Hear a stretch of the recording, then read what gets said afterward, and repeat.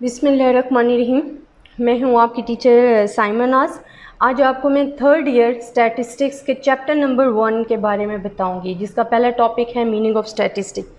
Student, statistics क्या होता है, पहले मैं इसकी डेफिनेशन क्लियर करूंगी कि स्टैटिस्टिक है the process drawing, analysing, representing and obtain result about data.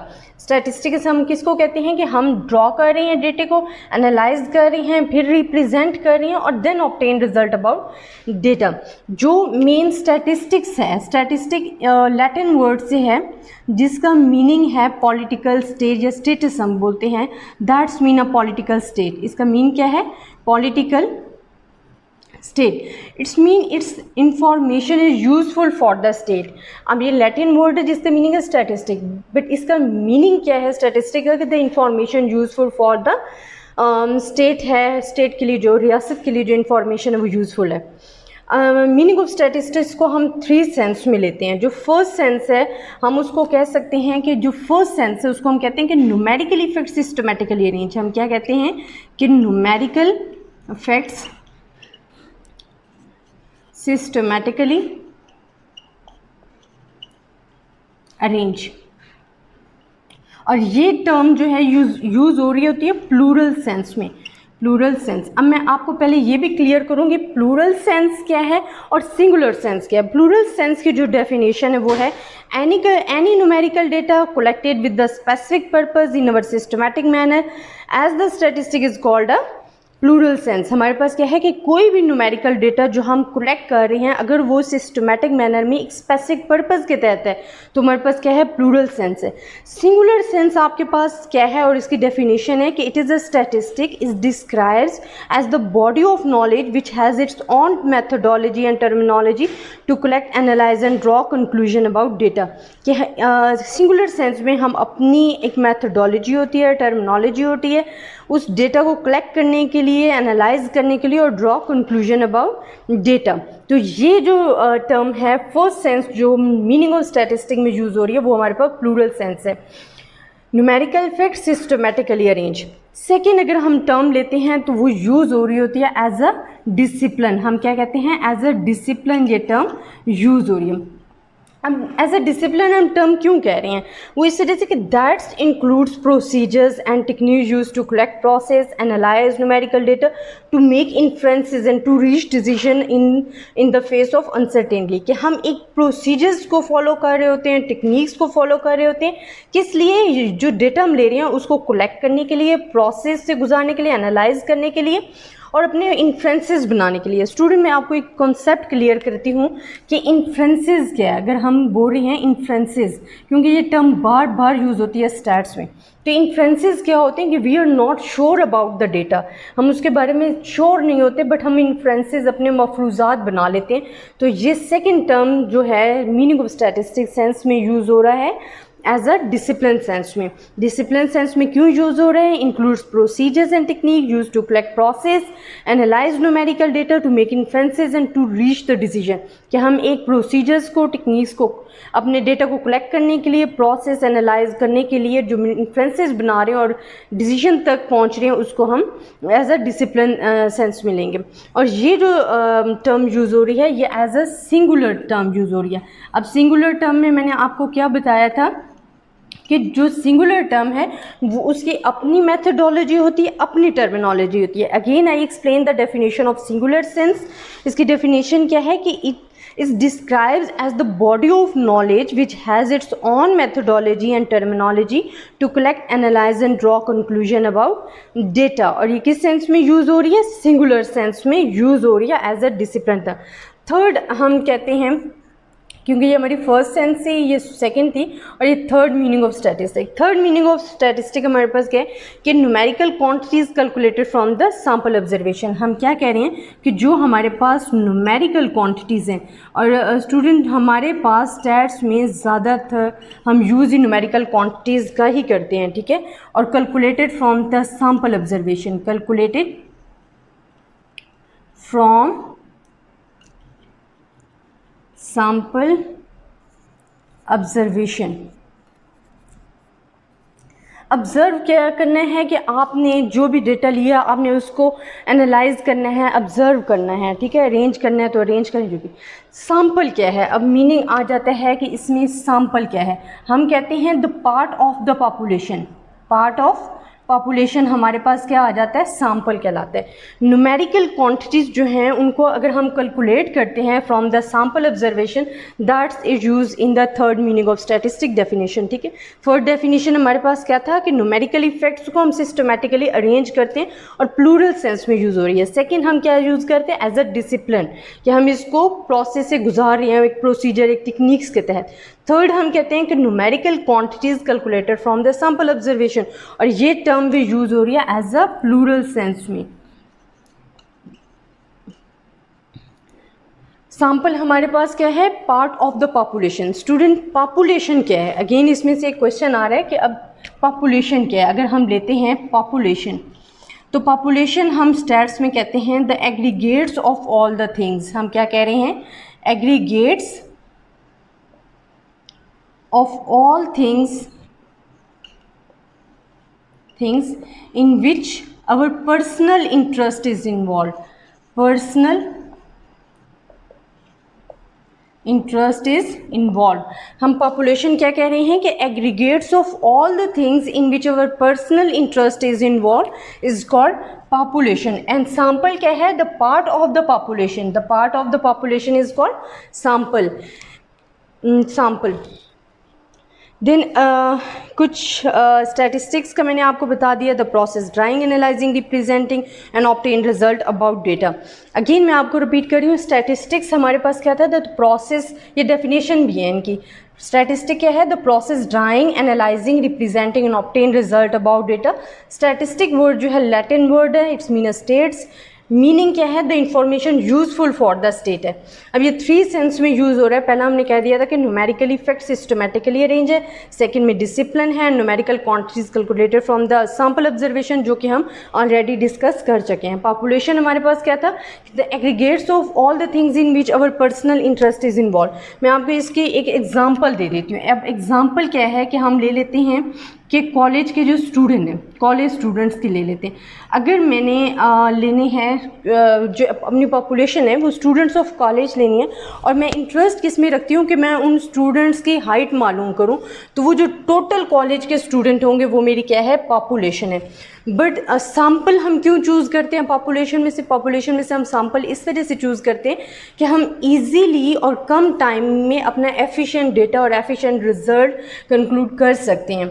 तो पॉपुलेशन अगर मैं उनमें से 10 स्टूडेंट्स ले लेती हूँ और उनकी प्रॉपर तरीके से हाइट वेट मालूम करके अपना डेटा क्या करती हूँ, ड्रॉ करती हूँ, फिर उनको एनालाइज करती हूँ, फिर एक फार्मूले के तहत रिप्रेजेंट करती हूँ और फिर रिजल्ट ऑब्टेन करती हूँ, तो ये कम वक्त में मेरे पास एफिशिएंट इन्फॉर्मेशन आ जाएगी। तो ये था हमारा टॉपिक मीनिंग ऑफ स्टैटिस्टिक। इंशाल्लाह कल मैं आपको नेक्स्ट टॉपिक के साथ डिस्कस करूँगी अपने नेक्स्ट टॉपिक को।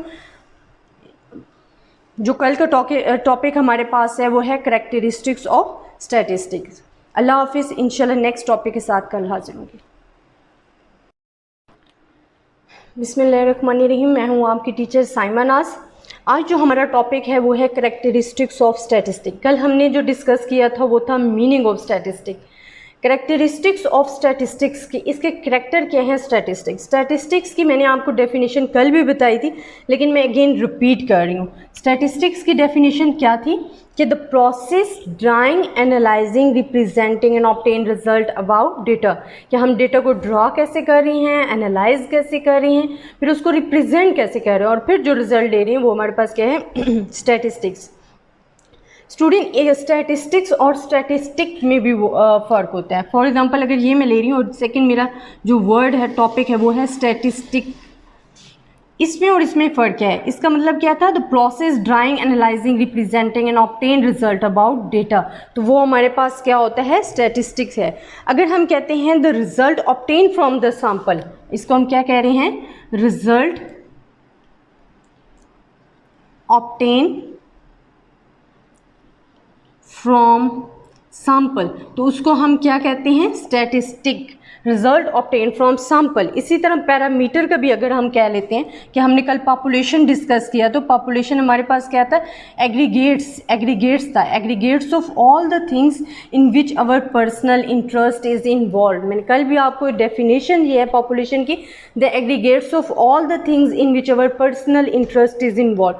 अगर हम कहते हैं कि the result obtain from the population, अगर मैं इसी को कह रही हूँ कि रिजल्ट ऑब्टेन फ्रॉम पॉपुलेशन, तो वो हमारे पास क्या होगा, इज कॉल्ड पैरामीटर। तो ये हमारे पास क्या कहलाता है, पैरामीटर। अब हम अपने टॉपिक की तरफ आते हैं कुछ कॉन्सेप्ट क्लियर करने के बाद कि कैरेक्टरिस्टिक्स ऑफ स्टैटिस्टिक्स क्या हैं।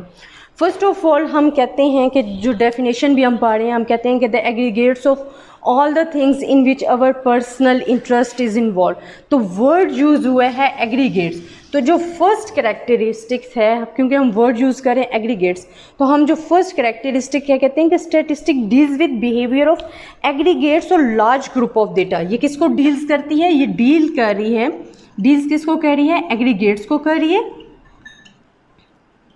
एग्रीगेट्स को और large group of data, large group of data को कर रही है। तो इसका जो फर्स्ट कैरेक्टरिस्टिक ऑफ स्टैटिस्टिक्स है उसमें आता है कि डील्स एग्रीगेट्स और लार्ज ग्रुप ऑफ डेटा। जिस तरह मैंने आपको एग्जांपल दी थी कि कॉलेज ऑफ स्टूडेंट्स ले रही हूँ, कॉलेज ऑफ स्टूडेंट्स ले रही हूँ, उसकी मैंने हाइट्स और वेट मालूम करने, तो वो एग्रीगेट्स हैं और लार्ज ग्रुप ऑफ डेटा है, और उस लार्ज ग्रुप को मैंने सैम्पल लेके जो चूज़ किए हैं वो मैंने एफिशिएंट रिजल्ट लेने के लिए, कि हमारे पास वक्त भी कम लगे, ठीक है, और डेटा भी अच्छी तरह हम उसको देख सकें, एनालाइज कर सकें, और रिज़ल्ट भी हमारे पास जो आए वो एफिशिएंट हो, अच्छा रिजल्ट हो। तो फर्स्ट कैरेक्टरिस्टिक ऑफ स्टैटिस्टिक्स हमारे पास क्या आता है कि statistic deals with behaviour of aggregates. Second जो हमारे पास है वो कहते हैं कि statistic deals with aggregates of observation of the same kind rather than isolated figure. हम क्या कहते हैं कि जो हम कैरेक्टरिस्टिक्स ले रहे हैं वो सेम काइंड के हों rather than isolated, same kind के हों। सेकेंड कैरेक्टरिस्टिक मैं आपको अगेन बताती हूँ कि कैरेक्टरिस्टिक ऑफ स्टैटिस्टिक्स सेकेंड क्या है, कि statistic deals with aggregates of observation of the same kind rather than isolated figure. कि अगर मैंने कॉलेज ऑफ स्टूडेंट्स लिए हैं, एक कॉलेज ऑफ स्टूडेंट लिए हैं, तो मैं उसी एक कॉलेज ऑफ स्टूडेंट्स की पॉपुलेशन को ही ऑब्ज़र्व करूँगी, ना कि मैं रावलपिंडी के कॉलेज ऑफ स्टूडेंट्स ले लूँगी, इस्लामाबाद के कॉलेज ऑफ स्टूडेंट ले लूँगी। मैंने अगर सेम काइंड ऑब्जर्वेशन ले रही हूँ, aggregates of observation same kind होंगे, इसके अलावा कि मैं मुख्तलिफ़ किस्म के ले लूँ और वो मेरे लिए ना तो रीज़नेबल होंगे और ना ही मैं उनको ईज़िली ऑब्ज़र्व कर सकूँगी, एनालाइज कर सकूँगी, और ना ही हमारे पर रिज़ल्ट एफिशिएंट आता है। थर्ड हमारे पास क्या आ जाता है कि statistic deals with variability. No two objects in the universe are exactly alike. If they are same, it's not a statistical problem. हम क्या कहते हैं, सबसे पहले हम कह रहे हैं कि यूनिवर्स में कोई भी दो ऑब्जेक्ट जो हैं वो सेम काइंड के नहीं हो सकते। If they are same it's not a statistical. तो ये जो डील्स है वो डील्स किससे करती है, वेरिएबिलिटी से। और वेरिएबल क्या होता है, वेरिएबिलिटी क्या होती है और वेरिएबल क्या होता है। देखिए वेरिएबिलिटी होता है जो कि चेंज होती है, ठीक है। वेरिएबिलिटी का अगर हम मीनिंग लेते हैं तो इसका मीनिंग होता है चेंज, वेरिएबिलिटी सेम नहीं रहती है। तो हमारे पास जो थर्ड कैरेक्टरिस्टिक्स ऑफ स्टैटिस्टिक्स आता है वो कहते हैं कि deals with variability. No two objects in the universe are exactly same, if they are same it's not a statistical problem.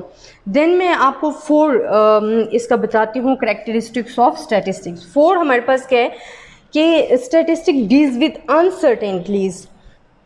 अगर हम कहते हैं कि टर्म, पहले मैं आपको लिख देती हूँ कि फोर क्या है कि अनसर्टेनिटीज़ को हम ले रहे होते हैं। फॉर एग्जांपल मैं आपको कहती हूँ कि हम चैप्टर जो कि आगे हम ब्रॉडली इसको डिस्कस भी करेंगे, प्रोबेबिलिटी। तो प्रोबेबिलिटी क्या है कि आप कंफर्म नहीं होते कि आपके पास जो कॉइन है, कॉइन सिक्का जो है, ठीक है, अगर आप इसको टॉस करते हो, टॉस कर रहे हो, तो आपको नहीं पता कि टेल आ रहा है या हेड आ रहा है, तो हम किस पे अनसर्टेन है, हम उसके बारे में प्रोबेबिलिटी यूज़ करेंगे इस चैप्टर कैरेक्टरिस्टिक्स ऑफ स्टैटिस्टिक में। जो हमारा फोर कैरेक्टर फैक्टर है, वो मेरे पास प्रोबेबिलिटी है कि हम अनसर्टेन होते हैं कि अगर मैं एग्जांपल भी दे रही हूँ कि अगर हम एक कॉइन को टॉस कर रहे हैं तो हम कंफर्म नहीं है कि वो टेल आएगा या हेड आएगा। हो सकता है 2 मरतबा टेल आ जाए, हो सकता है 5 मरतबा टेल आ जाए, मुख्तलिफ सीक्वेंस के हिसाब से आएगा, वो कभी भी सेम नहीं आएगा। तो ये हमारे पास 4 कैरेक्टरिस्टिक ऑफ स्टैटिस्टिक है। 5th कैरेक्टरिस्टिक ऑफ स्टैटिस्टिक्स क्या है कि statistic deals with those characteristics और things which can be describe numerically. हमने मीनिंग ऑफ स्टैटिस्टिक, जो कल हमारा टॉपिक था मीनिंग ऑफ स्टैटिस्टिक, हम बार बार उसमें कह रहे थे कि उसकी जो स्टैटिस्टिक्स की डेफिनेशन बता रहे थे कि न्यूमेरिकली फैक्ट सिस्टमैटिकली अरेंज। फिर हमने नीचे जो 3rd डेफिनेशन पढ़ी थी उसमें भी हमने ये कहा था कि numerical quantities calculated from the sample. तो इसकी जो करेक्टरिस्टिक्स ऑफ स्टैटिस्टिक्स में है कि ये डील्स करता है विद न्यूमेरिकल क्वांटिटीज़। किसके साथ? डील्स विद न्यूमेरिकल क्वांटिटीज़ के साथ करते हैं। इसको हम क्या कहते हैं कि डील्स विद न्यूमेरिकल क्वांटिटीज़। तो ये 5th जो है कैरेक्टरिस्टिक्स ऑफ स्टैटिस्टिक्स है। 6 हम कहते हैं कि रैंडम केसेस कि सब्जेक्ट टू रैंडम केसेस कि statistics deals with those aggregates which are subject to random cases है।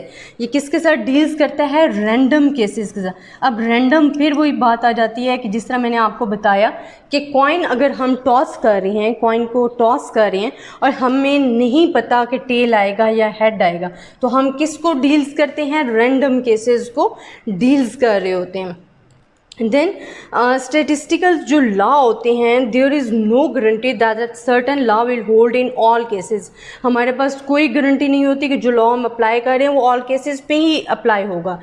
तो statistical inferences is therefore made in the face of uncertainty कि फिर हम क्या करते हैं कि जो हमारे पास इन्फ्रेंसेस हैं, 7th हमारे पास कैरेक्टरिस्टिक है कि इन्फ्रेंसेस बनाते हैं क्योंकि हमें कंफर्म ही नहीं होता कि जो हम लॉ अप्लाई कर रहे हैं that's law apply in will hold in all cases. तो ये हमारे पास क्या है? 7 कैरेक्टरिस्टिक्स ऑफ स्टैटिस्टिक्स है।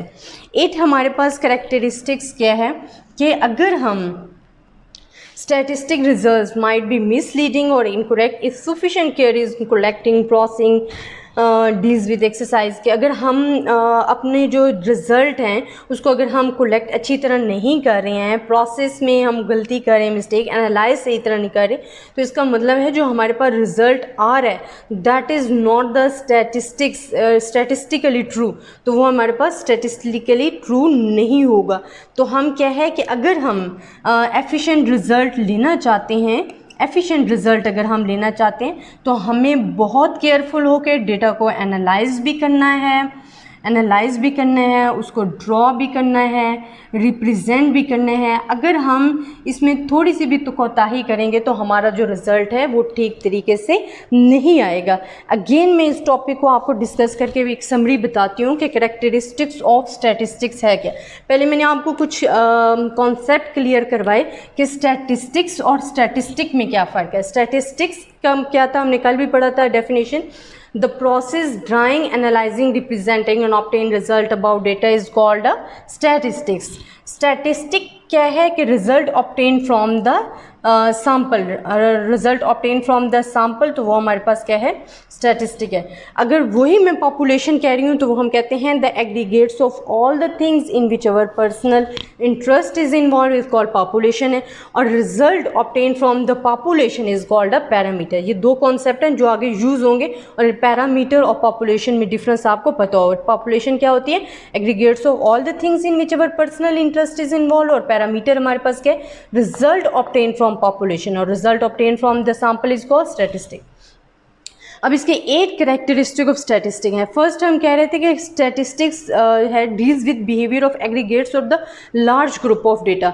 ये हमेशा डील्स करेगी आपको एग्रीगेट्स और लार्ज ग्रुप ऑफ डेटा को, क्योंकि हमने पहली डेफिनेशन ही ये पढ़ी है कि हम एग्रीगेट्स को लेते हैं जिसमें हमारा पर्सनल इंटरेस्ट इन्वॉल्व होता है, ठीक है। जिन्हें सेंसेस हम कह रहे होते हैं कि पॉलिटिकल स्टेट के लिए यूज़ हो रहा है मीनिंग ऑफ स्टैटिस्टिक, ये यूज़फुल है। हम अपनी जितनी भी पॉपुलेशन है उसको इजीली काउंट कर सकें, तो जो पॉपुलेशन है वो यकीनी बात है एग्रीगेट्स होगा, लार्ज ग्रुप ऑफ डेटा होगा, जिसके लिए हम स्टैटिस्टिक अप्लाई करेंगे।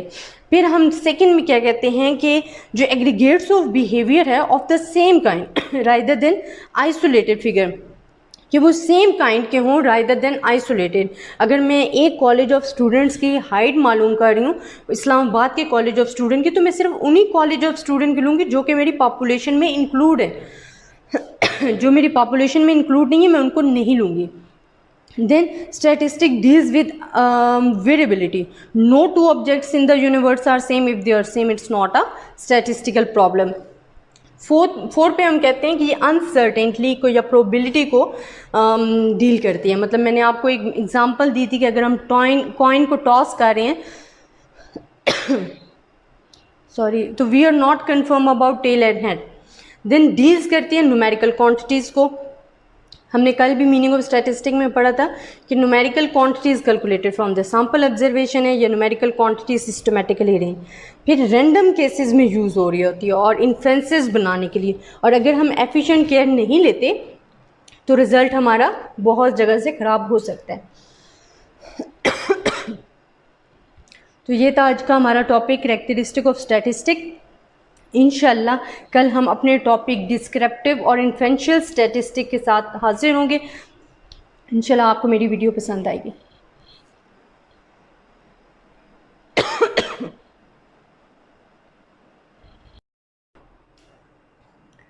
बिस्मिल्लाहिर्रहमानिर्रहीम।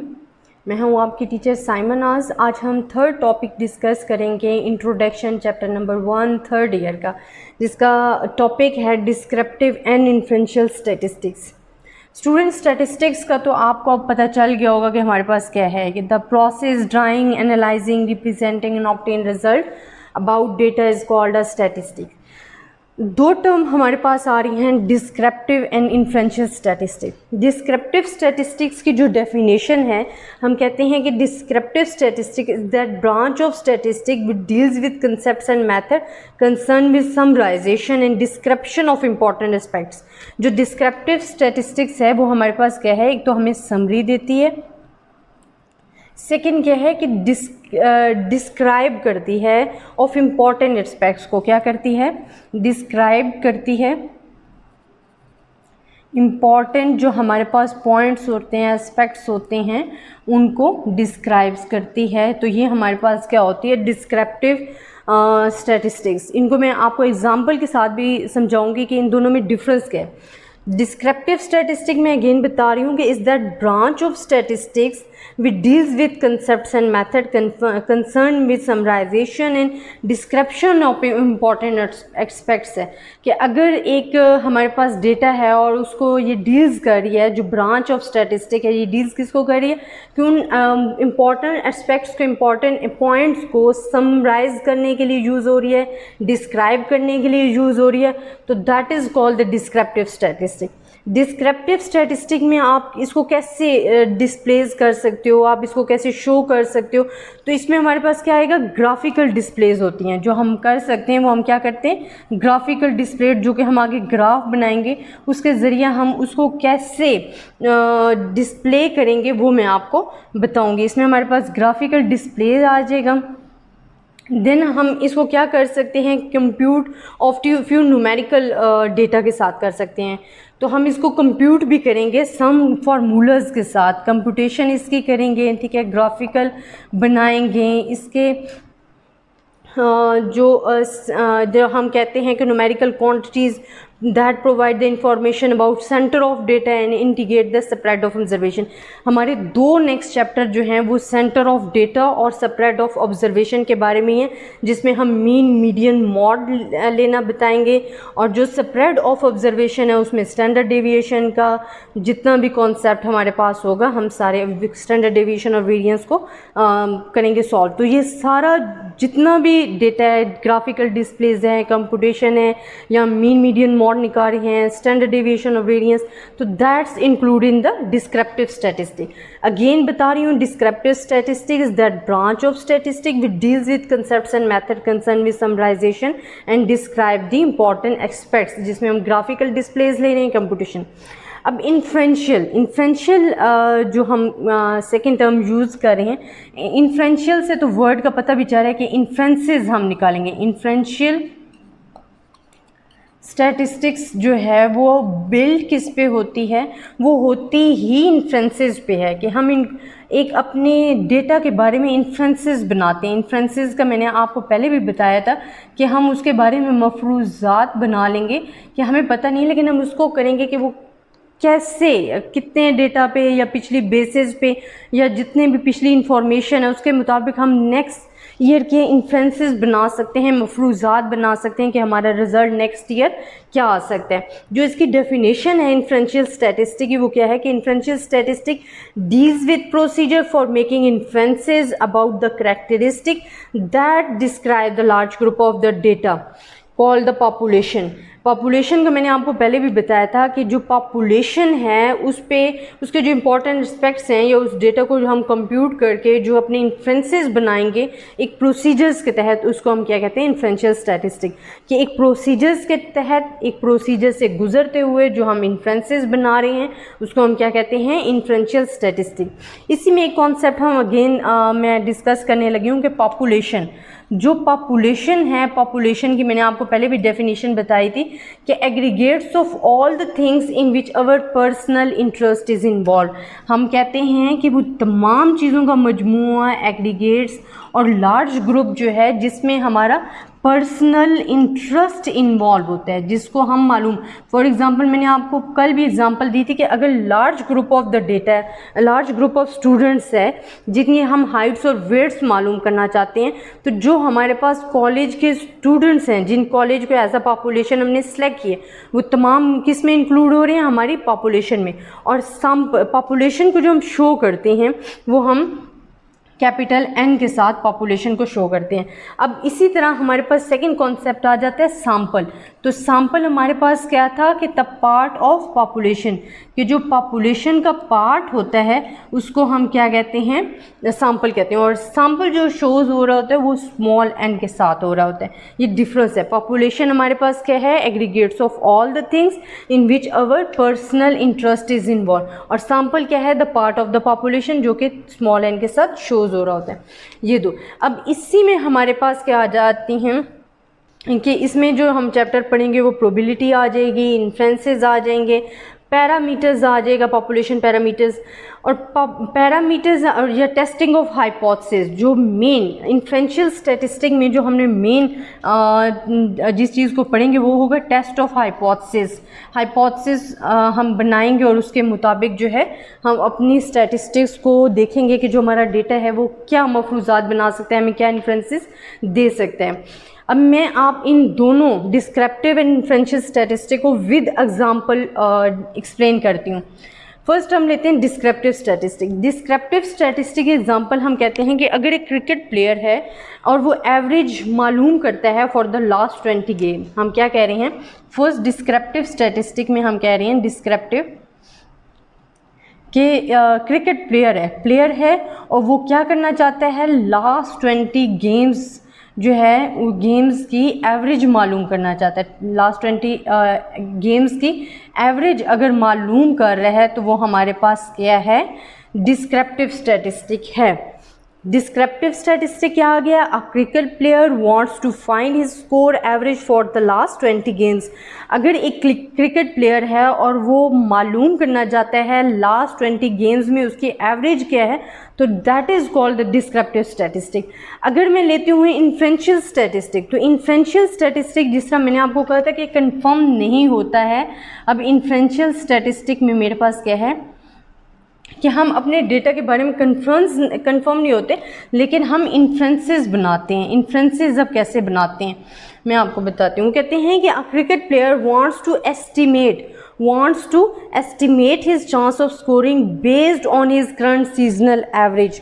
वो एस्टिमेट करेगा पिछली बेसिस पे लास्ट 20 गेम्स पे कि उसका जो नेक्स्ट स्कोर होता है सीजनल करंट एवरेज क्या आनी है, सीजनल एवरेज क्या आनी है। तो इसमें हम क्या करेगा, वांट्स टू एस्टिमेट, वो क्या करेगा, वांट्स टू एस्टिमेट।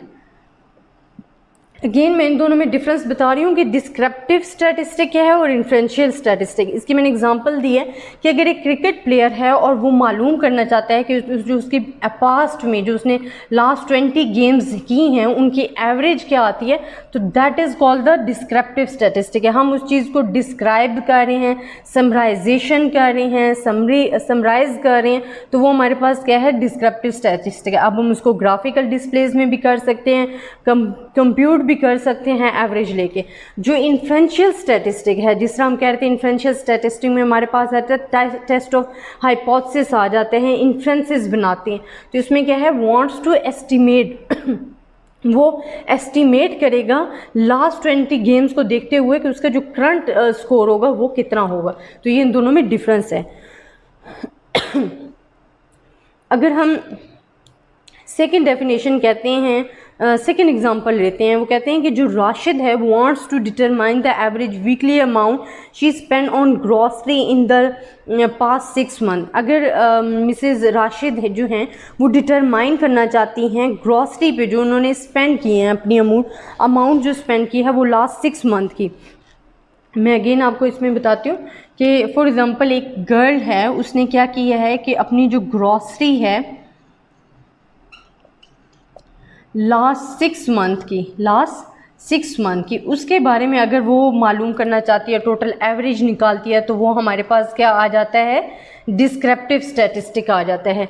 और अगर हम इन्फ्रेंशियल स्टैटिस्टिक देखेंगे तो वो जो लास्ट 6 मंथ है ना, उन पे वो अगर एस्टिमेट करके इन्फ्रेंसेस बना के उसकी बेसिस पे अगर वो करंट एवरेज नेक्स्ट स्कोर बनाती है, इन्फ्रेंसेस बनाती है अपनी ग्रॉसरी के बारे में, तो वो हमारे पास क्या आ जाता है, इन्फ्रेंशियल स्टैटिस्टिक। कि अगर एक लड़की प्रीवियस 6 मंथ की जो ग्रॉसरी की जो हमारे पास कैटेगरी है उसको लेके वो समराइज करती है, उसको मालूम करना चाहती है, एवरेज निकालना चाहती है, तो that is called the descriptive statistic. और इन्फ्रेंशियल स्टैटिस्टिक क्या आ जाता है कि उसी ग्रॉसरी, उस 6 मंथ की ग्रॉसरी की बेस पे वो एस्टिमेट करना चाहता है, इन्फ्रेंसेस बनाना चाहता है, तो वो हमारे पास क्या है, इन्फ्रेंशियल स्टैटिस्टिक। मैं अगेन आपको ये दोनों टॉपिक दोबारा से समराइज करके डिस्क्राइब कर देती हूँ, जिसमें हमारे पास डिस्क्रिप्टिव स्टैटिस्टिक है, इन्फ्रेंशियल स्टैटिस्टिक है। स्टैटिस्टिक वर्ड जो था उसकी डेफिनेशन क्या थी, the process drawing, analyzing, representing and obtain result about data। अब डिस्क्रिप्टिव स्टैटिस्टिक मीन होता है कि हमने उस चीज़ को डिस्क्राइब करना है, उसके इंपॉर्टेंट पॉइंट्स को, उसके एस्पेक्ट्स को या समराइज करना है, तो हम उसको क्या कहते हैं, डिस्क्रिप्टिव। फॉर एग्जांपल हम आगे जिस तरह पढ़ेंगे कि ग्राफिकल डिस्प्लेज के ज़रिए हम कर सकते हैं, कंप्यूटेशन के ज़रिए कर सकते हैं, हम मीन मीडियन मॉड निकाल सकते हैं, हम स्टैंडर्ड डेविएशन या वेरिएंस ले रही हैं, तो all include in the descriptive statistic है जो कि हम डिस्क्राइब करके बताएंगे।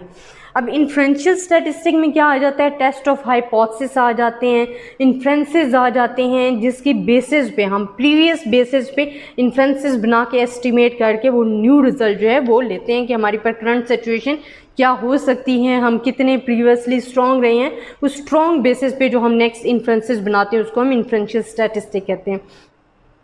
इसी में कॉन्सेप्ट आ जाता है पॉपुलेशन। अगेन मैं आपको डिस्क्राइब कर रही हूँ कि the aggregates of all the things in which our personal interest is involve, और इसको हम कैपिटल N के ज़रिए जो है शो करते हैं। सैम्पल हमारे पास आ जाता है the part of the population. Example मैंने वही आपको कॉलेज के स्टूडेंट्स की दी थी कि अगर हम एक कॉलेज के स्टूडेंट्स को ले रहे हैं तो वो हमारे पास पॉपुलेशन है। अगर उसी में से हम 10 या 20 स्टूडेंट्स सेलेक्ट कर लेते हैं जिस पे हम एनालाइज करेंगे, ड्रॉ करेंगे डेटा और उसको प्रेजेंट करेंगे, तो वो हमारे पास क्या हो जाएगा, सैम्पल होगा। तो part of the population is called sample, और ये स्मॉल n से होते हैं। अब डिस्क्रिप्टिव और इन्फ्रेंशियल स्टैटिस्टिक की एग्जाम्पल दी थी। जिस तरह मैंने आपको बोला कि एक क्रिकेट प्लेयर है और वो लास्ट 20 गेम्स खेलता है, ठीक है, वो लास्ट 20 गेम्स को डिस्क्राइब करना चाहता है, समराइज करना चाहता है, उसकी एवरेज निकालना चाहता है, तो वो हमारे पास क्या आ जाएगी, डिस्क्रिप्टिव स्टैटिस्टिक। वही अगर इन्फ्रेंशियल स्टैटिस्टिक ले रही हूँ तो वो उन जो लास्ट 20 गेम्स हैं उसी की बेस पे अगर एस्टिमेट करना चाह रहा है तो वो हमारे पास क्या है, इन्फ्रेंशियल स्टैटिस्टिक है।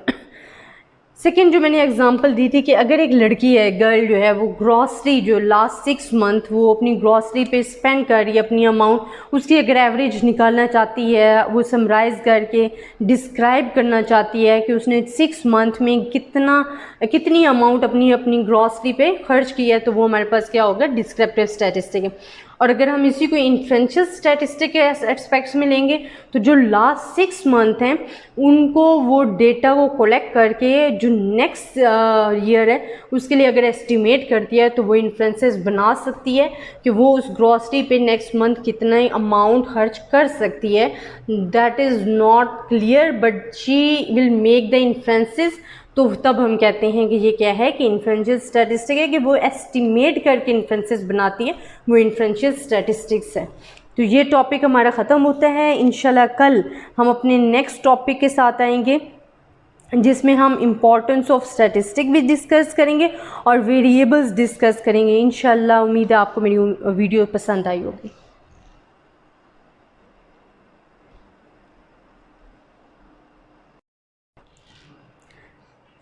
बिस्मिल्लाहिर्रहमानिर्रहीम। मैं हूँ आपकी टीचर साइमन नाज। आज जो हमारा टॉपिक है वो है वेरिएबल्स। वेरिएबल से पहले मैं आपको डिस्कस करूँगी ऑब्जर्वेशन। अगर हम फॉर एग्ज़ाम्पल ले रहे हैं ऑब्जर्वेशन, तो ऑब्जर्वेशन की मैं आपको एक्सप्लेनेशन भी बता देती हूँ और एज अ डेफिनेशन कि any sort of numerical recording of information. हमारे पास ऑब्जर्वेशन क्या है कि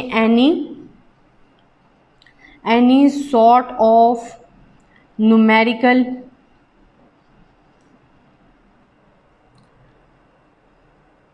recording of information जो है, recording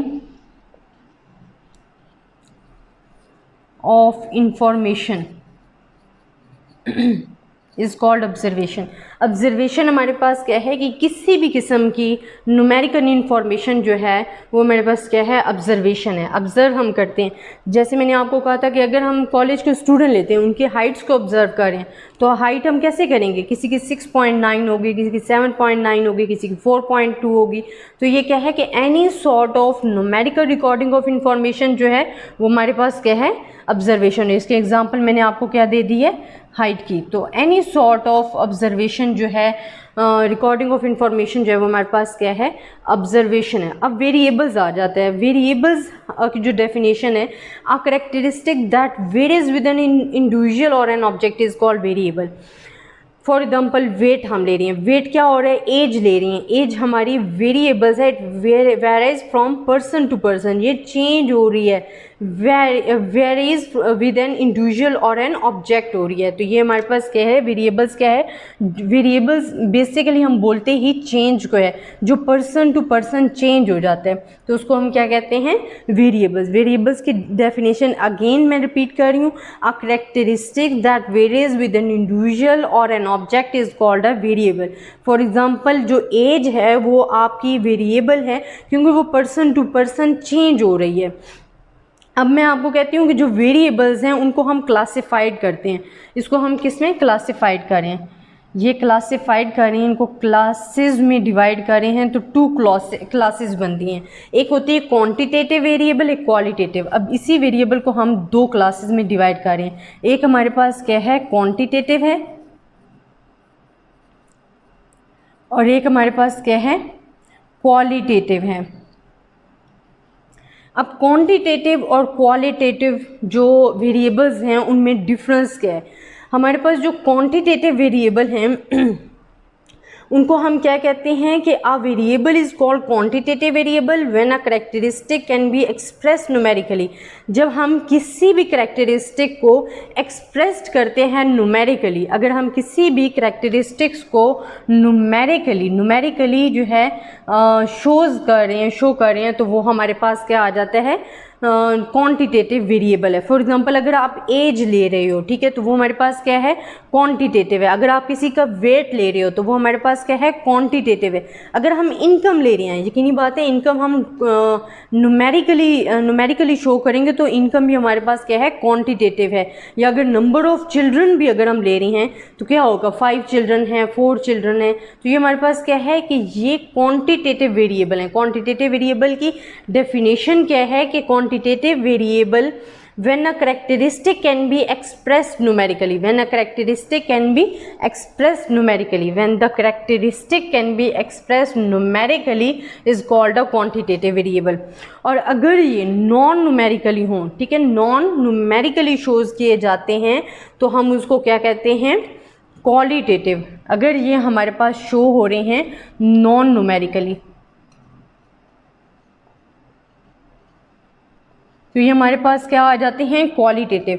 अब इसकी एग्जांपल तो मैंने आपको दे दी है, एज हो गई है, फिर हमारे पास इनकम हो गई है, तो ये हमारे पास क्या है कि क्वांटिटेटिव वेरिएबल है, इनको हम न्यूमेरिकली शोज कर सकते हैं। जो आप नॉन न्यूमेरिकल कहते हो, जिसको हम क्वालिटेटिव वेरिएबल कहते हैं, इसकी डेफिनेशन क्या है, when the characteristic can be express non numerically, तो उसको क्या कहते हैं, क्वालिटेटिव वेरिएबल। अगर characteristic can be express quantitative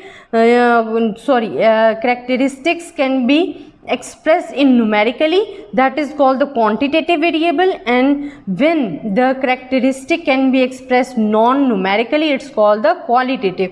अगर हमारे पास characteristics non numerically हालत में है तो हम उसको qualitative। फॉर एग्जांपल अगर आप ले लेते हो आई कलर, आई कलर हमारे पास आ जाता है, तो आई कलर जो है वो हमारे पास क्या है, क्वालिटेटिव वेरिएबल है। क्या है कि क्वालिटेटिव, इसमें किसी की क्वालिटी बयान हो रही है। अगर मैं इंटेलिजेंस ले रही हूँ, अगर मैं क्वालिटी ले रही हूँ, अगर मैं जेंडर ले रही हूँ, अगर मैं एजुकेशन ले रही हूँ, तो that is all included non numerical effects हैं, तो हम इसको क्या कहेंगे, क्वालिटेटिव डेटा।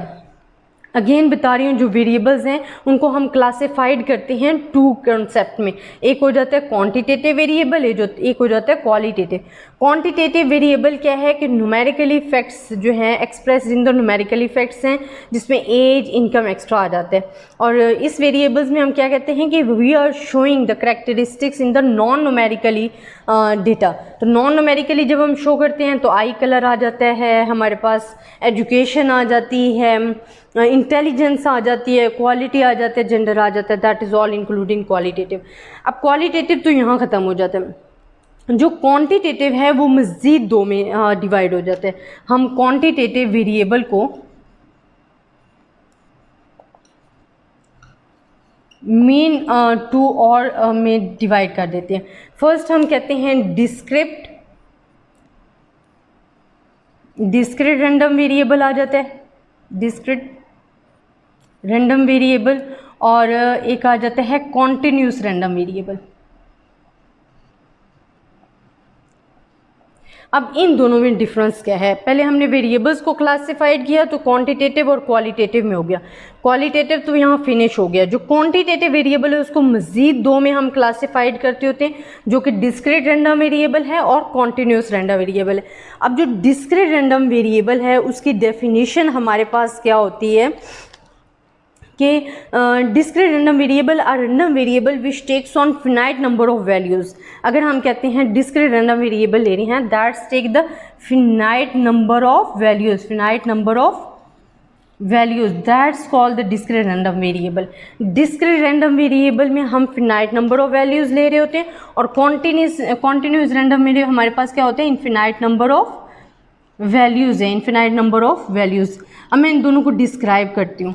फर्स्ट हमारे पास है discrete random variable which takes on finite number of variable is called the discrete random variable, and a random variable which takes on infinite number of variable is called the continuous random variable।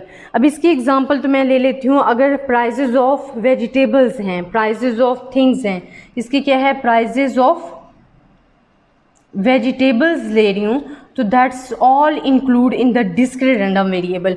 क्योंकि ये jump करता है, हम इसके continuous random variable में क्या होता है कि वो एक एक पॉइंट को लेगा, वो एक एक पॉइंट से गुजर के जाएगा। ऐसे अगर कॉन्टिन्यूस रैंडम वेरिएबल ले रहे हैं तो वो एक एक पॉइंट से गुजर के जा रहा है, that is called the continuous random variable. But discrete random variable में कभी आप अप जाओगे, कभी आप फिर डाउन चले जाओगे, फिर आप अप जाओगे, तो that is called the discrete random variable. It's take the finite number of values. For example prices of vegetables जो हैं, कभी 20 रुपये होगी, कभी 50 रुपये हो जाएगी, कभी 10 रुपये हो जाएगी, कभी 25 हो जाएगी, तो ये discrete random variable. Continuous random variable की अगर मैं एग्जाम्पल दूँ, मैं कहती हूँ कि the distance a shell will travel after being fired from a gun, तो is called the example of a continuous random way, the distance a shell will travel, अगर हम फायर करते हैं तो जो distance a shell will travel after being fire from the gun, जो gun से वो जो शेल है उसका वो जहाँ जा रहा है, वो जहाँ जितना भी डिस्टेंस कवर करेगा उसको हम क्या कहते हैं, कॉन्टिन्यूस रैंडम वेरिएबल, क्योंकि वो किसी भी पॉइंट को मिस नहीं करेगा, वो तमाम के तमाम पॉइंट जो हैं उनको इंक्लूड करेगा, तो उसको हम क्या कहते हैं, continuous random variable. Continuous random variable की अगेन मैं आपको डेफिनेशन बता रही हूँ, the distance a shell will travel after being fire from the gun. For example second अगर मैं ले लेती हूँ इसके example temperature, continuous random variable की सेकंड मेरे पास आ जाती है टेम्परेचर। अब टेम्परेचर क्या है कि टेम्परेचर जंप लगा के 42 से 50 नहीं हो सकता, 35 से 40 नहीं हो सकता, वो एक सीक्वेंस के तहत चलेगा जिसमें वो तमाम पॉइंट को कवर करेगा, तो that is called the continuous random variable. मैं अगेन आपको ऑब्जर्वेशन और वेरिएबल्स के बारे में डिस्कस कर रही हूँ।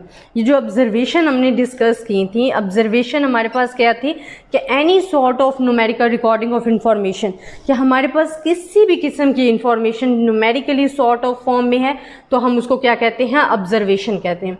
फिर हम अपने टॉपिक पे आ गए थे वेरिएबल्स। वेरिएबल्स को हमने क्लासिफाइड किया था 2 कैटेगरी में। फर्स्ट हमारे पास क्या आ गया था, क्वांटिटेटिव कैटेगरी थी, सेकंड जो थी वो क्वालिटेटिव थी। क्वांटिटेटिव की जो मेन ये डेफिनेशन भी आ सकती है और कॉन्सेप्ट भी क्लियर कि करेक्टरिस्टिक्स ऑफ न्यूमेरिकल डेटा, ठीक है, if we are taking the characteristic of numerical data that is called the quantitative, और अगर हम उसी करेक्टरिस्टिक को नॉन न्यूमेरिकल डेटा में ले रहे हैं that is called the qualitative.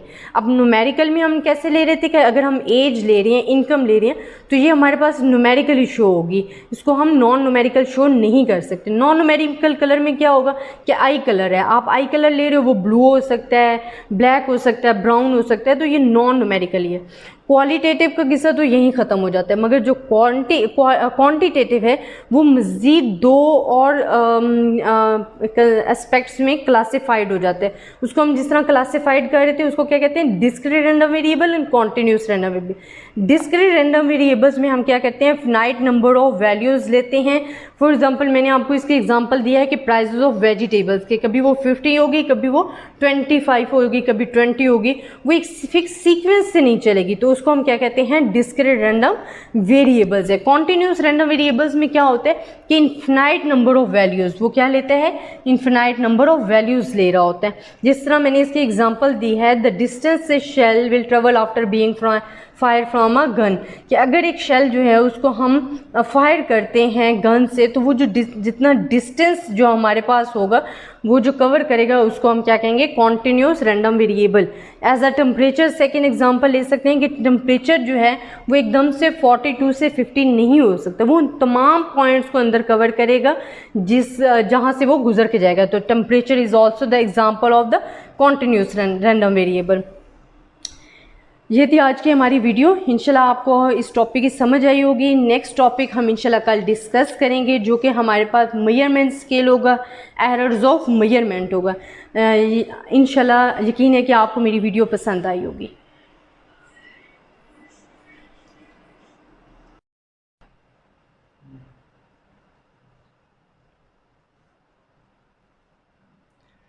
बिस्मिल्लाहिर्रहमानिर्रहीम, मैं हूँ आपकी टीचर साइमा नाज।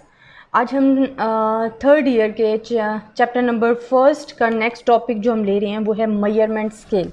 स्टूडेंट, मेजरमेंट स्केल हमारे पास क्या होता है, हम कहते हैं कि it's mean the assigning of number two the observation और ऑब्जेक्ट्स और scaling in a process of measuring, कि जब हम एक प्रोसेस मेजरिंग में एक प्रोसेस लेते हैं जिसमें हम उसकी स्केलिंग बताते हैं, उस ऑब्जेक्ट्स की ऑब्जर्वेशन लेते हैं नंबर्स की, तो उसको हम क्या कहते हैं, मेजरमेंट स्केल। ये मैं अभी आपको ब्रीफली एक्सप्लेन करूँगी तो आपको समझ आएगा। 4 किस्म के मेजरमेंट स्केल्स हैं। फर्स्ट मैं आपको नेम बताती जाती हूँ। फर्स्ट हमारे पास है नॉमिनल स्केल। फर्स्ट आपके पास क्या है, नॉमिनल स्केल। सेकेंड जो स्केल है आपके पास वो आपके पास है ऑर्डिनल एंड रैंकिंग स्केल। क्या है, ordinal and ranking scale. Third जो आपके पास स्केल है उसको हम कहते हैं इंटरवल स्केल। क्या कहते हैं, इंटरवल इंटरवल स्केल है, क्योंकि हमारे पास 4 स्केल्स हैं, मेजरमेंट ऑफ स्केल 4 हैं, तो जो 4 स्केल है वो हमारे पास है रेशियो स्केल। अब मैं साथ साथ इनकी आपको डेफिनेशन भी बताऊंगी और साथ इनमें डिफरेंस बताऊंगी और एक्सप्लेन करूंगी ब्रीफली कि ये स्केल्स हैं क्या और किस मकसद के लिए यूज़ हो रहे हैं। मेजरमेंट स्केल में तो मैंने आपको डेफिनेशन बता दी है कि it's a number, it's assigning the number और ऑब्जर्वेशन और ऑब्जेक्ट्स और scaling in a process of measuring, कि जब हम नंबर्स को ऑब्जर्व करते हैं, ऑब्जेक्ट्स और स्केल एक प्रोसेस के तहत मेजर करते हैं, तो हम उसको क्या कहते हैं, मेजरमेंट स्केल है। बट वो 4 मेजरमेंट स्केल हैं। फर्स्ट हमने क्या कह दिया है, नॉमिनल स्केल है, सेकेंड हमारे पास ऑर्डिनल एंड रैंकिंग स्केल है, इंटरवल स्केल है, रेशियो स्केल है। नॉमिनल स्केल जो स्टूडेंट हैं इनकी सबसे पहले मैं आपको डेफिनेशन एक्सप्लेन करूंगी। द क्लासिफिकेशन और grouping of observation into mutually exclusive qualitative और classes is said to be a constitute a nominal scale. For example मैं आपको ये अब समझाती हूँ। वो कहते हैं कि हमारे पास म्यूचुअली एक्सक्लूसिव क्वालिटेटिव कैटेगरीज होती हैं। स्टूडेंट मैंने आपको कल भी बता दिया था, जो हम इसका नॉमिनल स्केल जो है हम कहते हैं mutually exclusive quality, mutually exclusive qualitative category में आता है।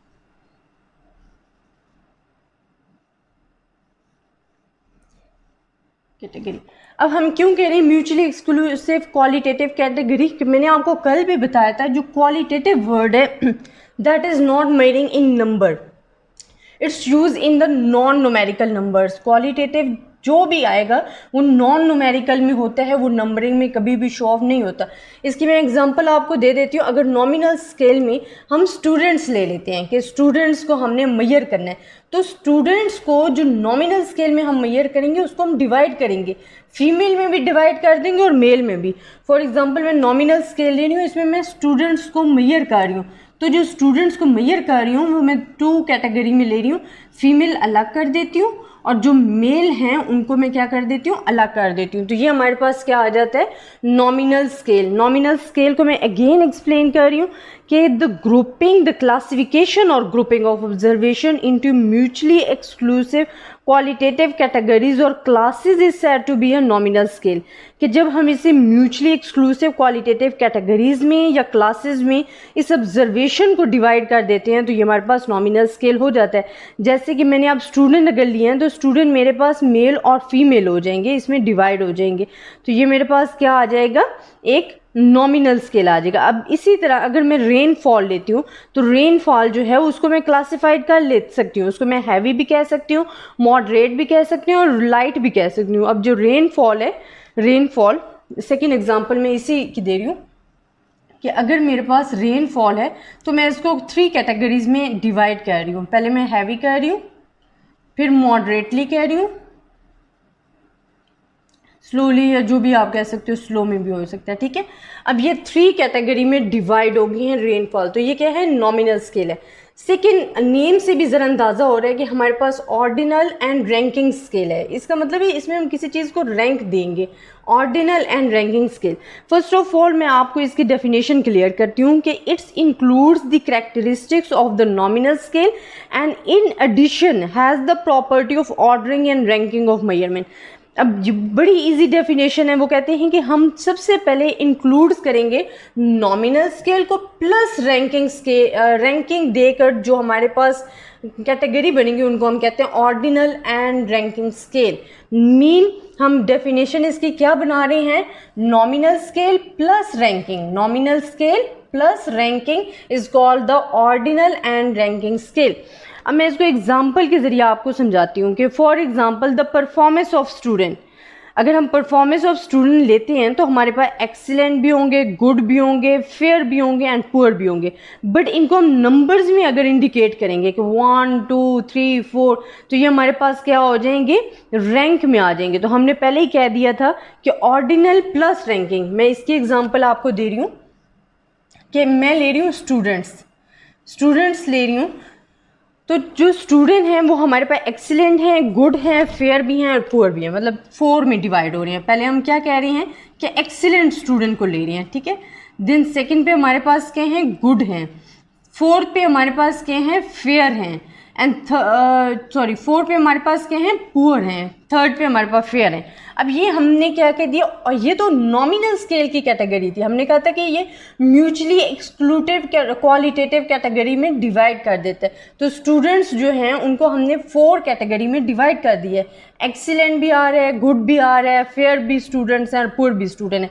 बट जो ऑर्डिनल प्लस रैंकिंग स्केल है उसकी डेफिनेशन हमारे पास क्या है कि nominal scale plus ranking plus doing the ranking, then we make the property of ordinal and ranking scale। अगर हम इसी को नंबरिंग दे देते हैं, रैंक दे देते हैं, फॉर एग्जांपल इसको 1 रैंक दे रहे हैं, इसको 2 दे रहे हैं, इसको 3 दे रहे हैं और इसको 4 दे रहे हैं, तो that is called the fulfil the category of ordinal and ranking scale. तो ये ऑर्डिनल और रैंकिंग स्केल की जो कैटेगरी है, जो मेजरमेंट स्केल है, उस पर ये पूरा होता है। तो ये इसके एग्जाम्पल है। अब थर्ड जो हमारे पास आ जाता है स्टूडेंट्स, वो हमारे पास है इंटरवल स्केल। इंटरवल स्केल और रेशियो स्केल में बस एक डिफरेंस है, फिर मैं आपको इसको डेफिनेशन भी क्लियर करती हूँ। इंटरवल स्केल जो है they never start with zero, ये कभी भी ज़ीरो से स्टार्ट नहीं होगा, इसमें इंटरवल होगा बट ये कभी ज़ीरो को टच नहीं करेगा, ज़ीरो स्टार्ट नहीं होगा। एंड रेशियो स्केल जो है, रेशियो स्केल की मेन प्रॉपर्टी यही है, it start from the origin. Origin mean zero, मतलब ये ज़ीरो से स्टार्ट होगा, ओरिजिन हम इसको बोलते हैं कि ये हमने ओरिजिन से स्टार्ट होगा, ठीक है। तो ये हमारे पास क्या आ जाता है, रेशियो स्केल। अब क्योंकि हम थर्ड प्रॉपर्टी पढ़ रहे थे, थर्ड मेजरमेंट स्केल पढ़ रहे हैं, तो वो है इंटरवल स्केल। इंटरवल स्केल की अगर आप कहते हो कि एक्सप्लेनेशन या डेफिनेशन है, तो वो है measurement scale possessing a constant interval size distance but not a true zero point is called an interval. कि हमारे पास कांस्टेंट इंटरवल साइज होगा, उसका डिफरेंस हमारे पास कांस्टेंट होगा, never start from the zero, it's called a interval scale, कि उसका constant interval size होगा। अब इसी की डेफिनेशन हमारे पास क्या है कि वो कांस्टेंट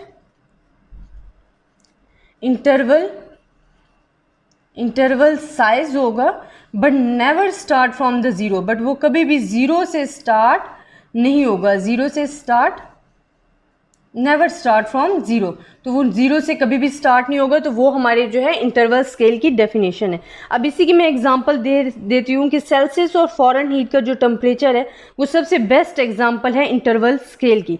देन हमारे पास नेक्स्ट जो fourth and last one measurement scale है वो है ratio scale. Student, ratio scale मैंने आपको कहा था स्टार्ट फ्रॉम द ओरिजिन, हमेशा कहाँ से स्टार्ट होगा, ओरिजिन से, ज़ीरो पॉइंट से। जैसे कि इसकी मैं डेफिनेशन बता देती हूँ कि it is a special kind of an interval scale where the scale of measurement has a true zero point as its origin. कि ये कहाँ से मेजरमेंट स्टार्ट करता है, ट्रू ज़ीरो पॉइंट से एज इट्स ओरिजिन। ये जो ट्रू ज़ीरो पॉइंट होता है इसको हम क्या कहते हैं, ओरिजिन भी बोलते हैं। ट्रू ज़ीरो पॉइंट को हम क्या बोलते हैं, ओरिजिन भी बोलते हैं। तो इसका क्या है कि इस इंटरवल में स्केल में जो ख़ास बात है वो यही है कि scale measurement has a true zero point in its origin. The ratio scale is always used to measure weight, volume, length, distance and money. For example, मैं अगर रेशियो स्केल में ले रही हूँ तो मनी आपके पास हमेशा ये नहीं है कि वो एक फिक्स कांस्टेंट पॉइंट पे रहेगी। जैसे कि इंटरवल स्केल में हम फॉरेन हीट पे ले रहे थे कि they never start from the zero and constant interval size, तो इसमें वो नहीं प्रॉपर्टी होती। ये मनी हमारे पास कभी ज़्यादा होगी और एंड के महीने में हो सकता है हमारे पास ज़ीरो भी आ जाए।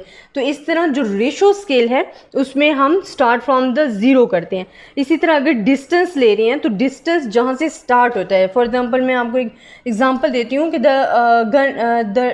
Travel the shell after being fire from the gun.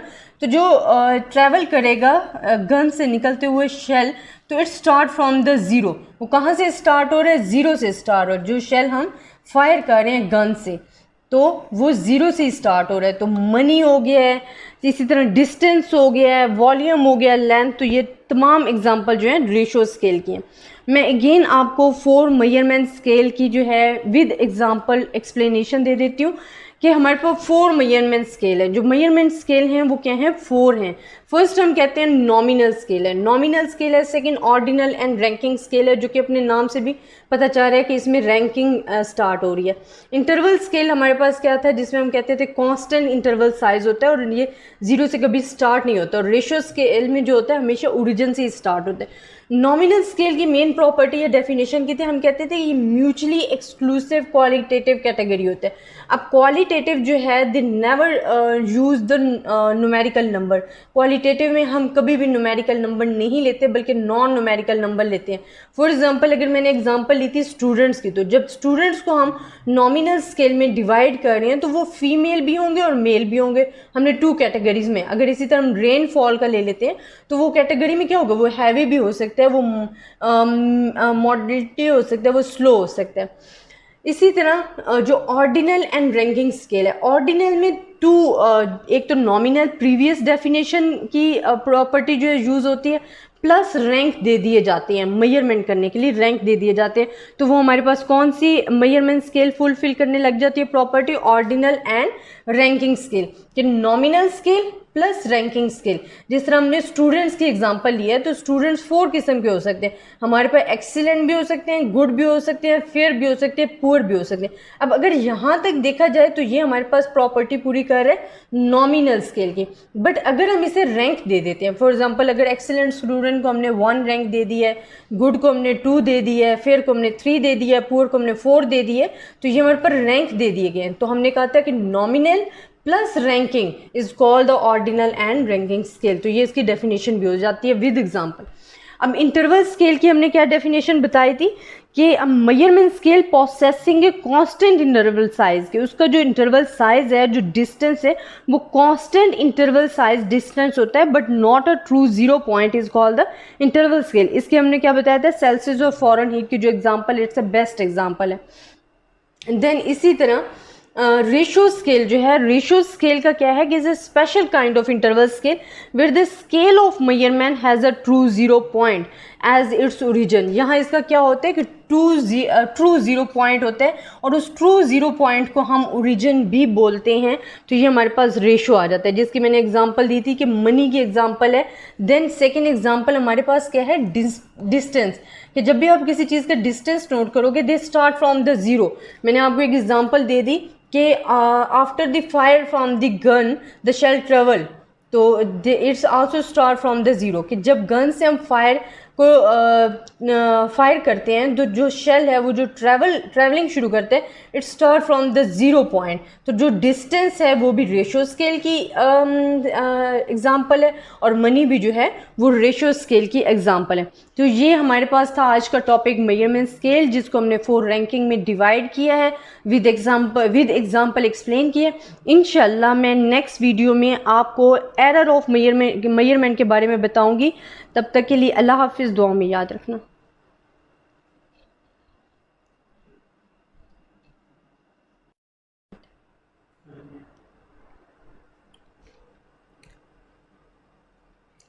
बिस्मिल्लाहिर्रहमानिर्रहीम। फ्रेंड्स, मैं हूँ आपकी टीचर साइमा नाज। आज का जो हमारा टॉपिक है वो है एरर ऑफ मेजरमेंट। एरर तो आप किस एरर के बारे में फर्स्ट मैं एक्सप्लेन कर देती हूँ। मेजरमेंट, आपने एरर को मेजरमेंट करना है। एरर क्या होता है कि आप जो भी चीज़ मेजर कर रहे हो, यकीनी बात है वो फिक्स नहीं आएगी, क्योंकि उसमें इंसानी मिस्टेक्स हो सकती हैं, हो सकता है मिसअंडरस्टैंडिंग हो जाए या किसी भी इंस्ट्रूमेंट्स में मसला हो, तो वो एरर कहीं ना कहीं हमारी ट्रू वैल्यू में आ जाता है, ऐड हो जाता है। तो उसको आज हम कैलकुलेट करने का फार्मूला बताएंगे और एरर ऑफ मेजरमेंट के बारे में ब्रीफली एक्सप्लेन करूंगी। फर्स्ट, एरर ऑफ मेजरमेंट की आप डेफिनेशन क्या ले सकते हो। डेफिनेशन आप कहते हो the difference between the true value and the expected value. अब मैं क्या कह रही हूँ, इसकी जो डेफिनेशन है एरर ऑफ मेजर की, हम कहते हैं डिफरेंस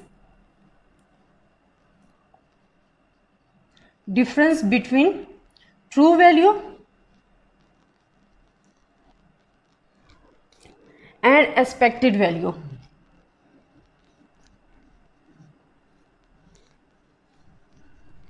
फ्रेंड्स, ट्रू वैल्यू तो वो है जो हमें रियल में चाहिए, और एक्सपेक्टेड वैल्यू क्या है, जो हमने खुद से कैलकुलेट की है।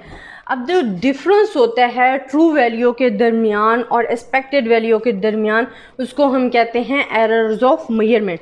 अब इसके फार्मूले की तरफ जाएंगे, लेकिन उससे पहले मैं आपको कुछ बातें बताती हूँ। तो इसमें सबसे पहले हम कहेंगे कि मेथड्स ऑफ मेजरमेंट जो हैं, इंस्ट्रूमेंट्स यूज़ होते हैं, उसकी वजह से अगर परफेक्ट रिज़ल्ट नहीं आ रहा या एरर आ गया तो उसको हमने रिमूव कैसे करना है और इसका फार्मूला क्या है। The measurement are always recorded correct to the nearest unit and hence are limited accuracy. अगर हम किसी भी यूनिट्स को मेजरमेंट कर रहे हैं, हो सकता है वो जो हमारे पास ट्रू रिजल्ट है उसके नियरेस्ट हो लेकिन वो ट्रू वैल्यू एग्जैक्ट वैल्यू ना हो। वो किस वजह से ना हो, जो एक्सपेक्टेड वैल्यू कि उसमें कहीं ना कहीं एरर आ रहा होगा। अब ये जो एक्सपेक्टेड वैल्यू होती है ये हम क्या कहते हैं, नियरेस्ट टू ट्रू वैल्यू होती है।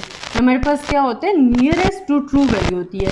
ये ट्रू वैल्यू के बहुत ज़्यादा करीब होती है बट इसमें कहीं ना कहीं एरर आ रहा है, तो उस the difference between the true value and the expected value is called the error of measurement है। अब हम कहते हैं the actual and the true values however assumes to exist. For example, अगर student weight is recorded 60 kg and his true weight in fact lies between 59.5 kg 60.5 kg, but his weight recorded 60 means the true weight is known as between 59.995 and 60 point।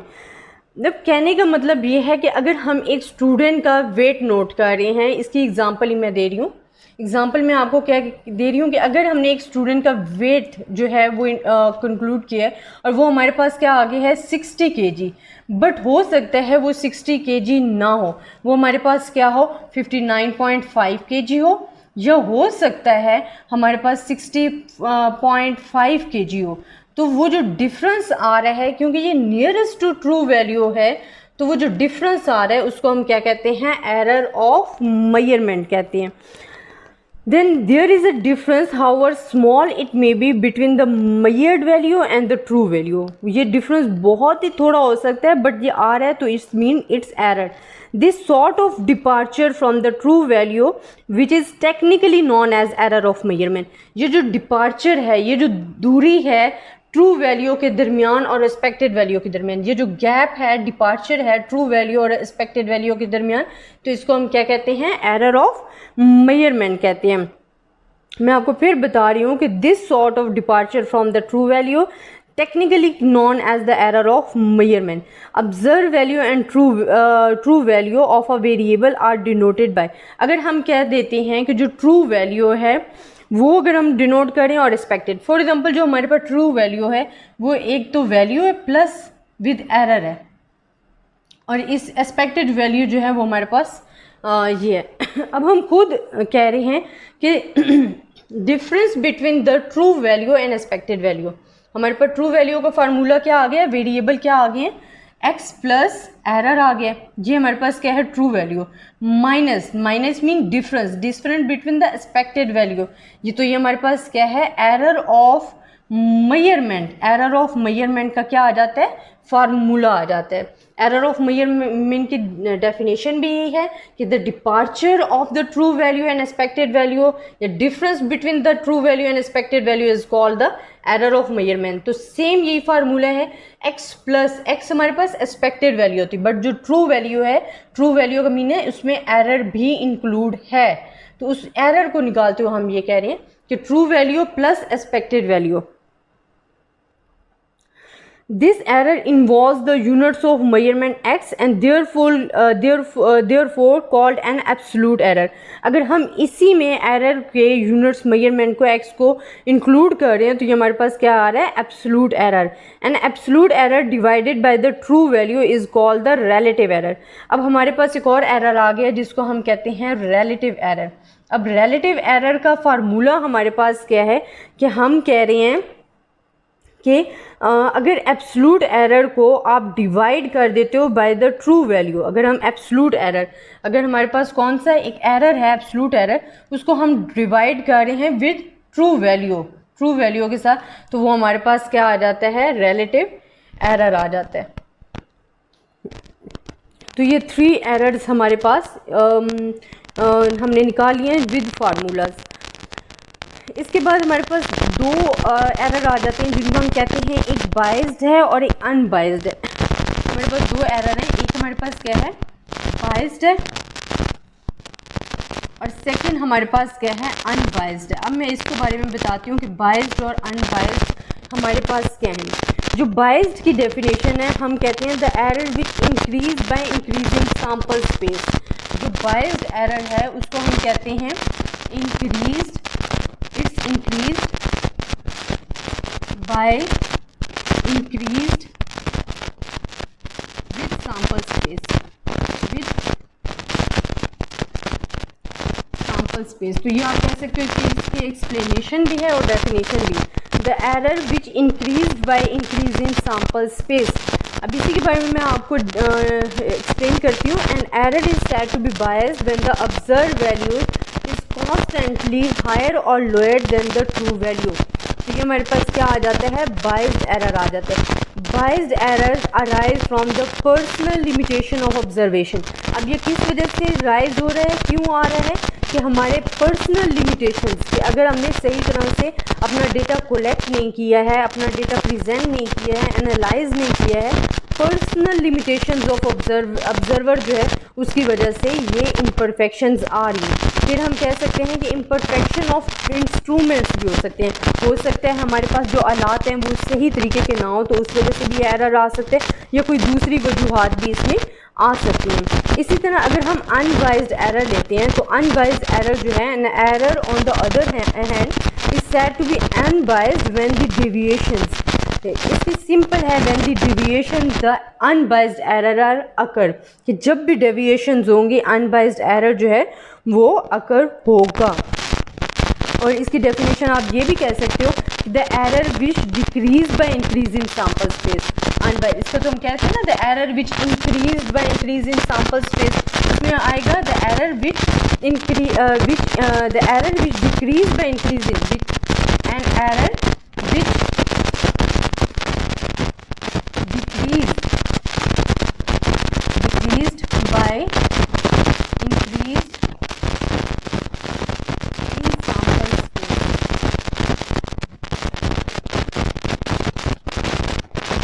तो मैं आपको again ये चीज़ें explain कर रही हूँ कि हमारे पास एरर ऑफ मेजरमेंट है। एरर तो है कि हम कहीं ना कहीं उस मेजर करते हुए अपना न्यूमेरिकल जो डेटा है उसको मेजर करते हुए हम कहीं ना कहीं मिस्टेक कर रहे हैं, तो हम उसको कहते हैं एरर ऑफ मेजरमेंट। इसकी डेफिनेशन हमारे पास सिंपली क्या है कि the difference between the true value and the expected value is called the error of measurement. कि जो डिफरेंस है ट्रू वैल्यू के दरमियान और एक्सपेक्टेड वैल्यू के दरमियान उसको हम कहते हैं एरर ऑफ मेजरमेंट। अब जो एक्सपेक्टेड वैल्यू होती है वो हमने खुद जो कैलकुलेट किया, ट्रू वैल्यू वो है जो एग्जैक्टली आंसर आना चाहिए, लेकिन एक्सपेक्टेड वैल्यू वो है जो हम खुद से प्रोसेस में ला रहे हैं, एनालाइज कर रहे हैं, उस पर फार्मूला लगा रहे हैं, फिर प्रेजेंट कर रहे हैं, एनालाइज कर रहे हैं, रिजल्ट ऑब्टेन कर रहे हैं, तो वो हमारे पास क्या आ जाती है, एक्सपेक्टेड वैल्यू आ जाती है, जो कि नियरेस्ट टू ट्रू वैल्यू होती है। फिक्स ट्रू वैल्यू नहीं होती but nearest to true value होती है। नियरेस्ट टू ट्रू वैल्यू हम कैसे कह रहे हैं कि उसमें एरर इंक्लूड होता है। इसी तरह अगर मैंने आपको एक एग्जांपल दी थी कि अगर हम एक स्टूडेंट्स का वेट ले रहे हैं, ये हमने क्या लिया है, स्टूडेंट का वेट लिया है, तो स्टूडेंट का वेट हमने लिया 60 kg, बट हो सकता है वो 60 kg ना हो, जो ट्रू वैल्यू हो सकता है 59.5 kg हो या 60.5 kg हो। तो ये क्या है, जो डिफरेंस है थोड़ा सा, उसको हम कहते हैं एरर ऑफ मेजरमेंट। और वो मुख्तलिफ रीजंस की वजह से हो सकता है, मैंने आपको पहले भी बता दिया, हो सकते हैं कि वो पर्सनल लिमिटेशंस की वजह से हो या इंस्ट्रूमेंट्स की वजह से हो सकते हैं। इम्परफेक्शंस ऑफ इंस्ट्रूमेंट्स की वजह से हमें एफिशिएंट रिजल्ट नहीं मिल सकता। जो इसका फार्मूला है हम एरर ऑफ मेजरमेंट का, वो सिंपल आप डेफिनेशन से भी कंक्लूड कर सकते हो। फॉर एग्जांपल मैंने आपको कहा है कि डिफरेंस मीन हम माइनस कर रहे हैं, उसको निकाल रहे हैं डिपार्चर, जब मैंने ये भी बोला the departure from the true value and expected value. तो जो डिफरेंस है जो इसमें माइनस करेंगे ट्रू वैल्यू को एक्सपेक्टेड वैल्यू में से, तो मैंने क्या लिया, ट्रू वैल्यू को माइनस किया एक्सपेक्टेड वैल्यू में से, तो ये फार्मूला बन गया है एरर ऑफ मेजरमेंट का। रिलेटिव एरर को हम क्या कह रहे थे कि जो हमारे पास एब्सोल्यूट एरर आया था, ठीक है, जो हमारे पास एब्सोल्यूट एरर आया था उसको आपने डिवाइड कर देना है ट्रू वैल्यू के साथ, तो वो आपके पास रिलेटिव एरर आ जाएगा। अब इसी एरर में हम दो और एरर ले लेते, एक तो बायस था, एक अनबायस था।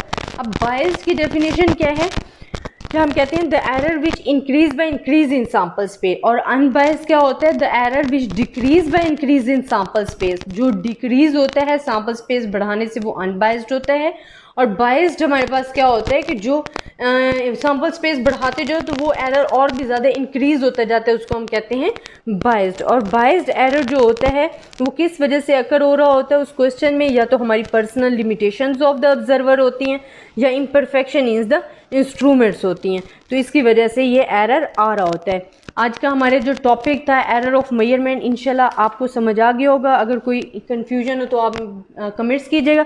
नेक्स्ट टॉपिक इंशाल्लाह हम डिस्कस करेंगे सिग्निफिकेंट डिजिट्स। तब तक के लिए अल्लाह हाफिज़।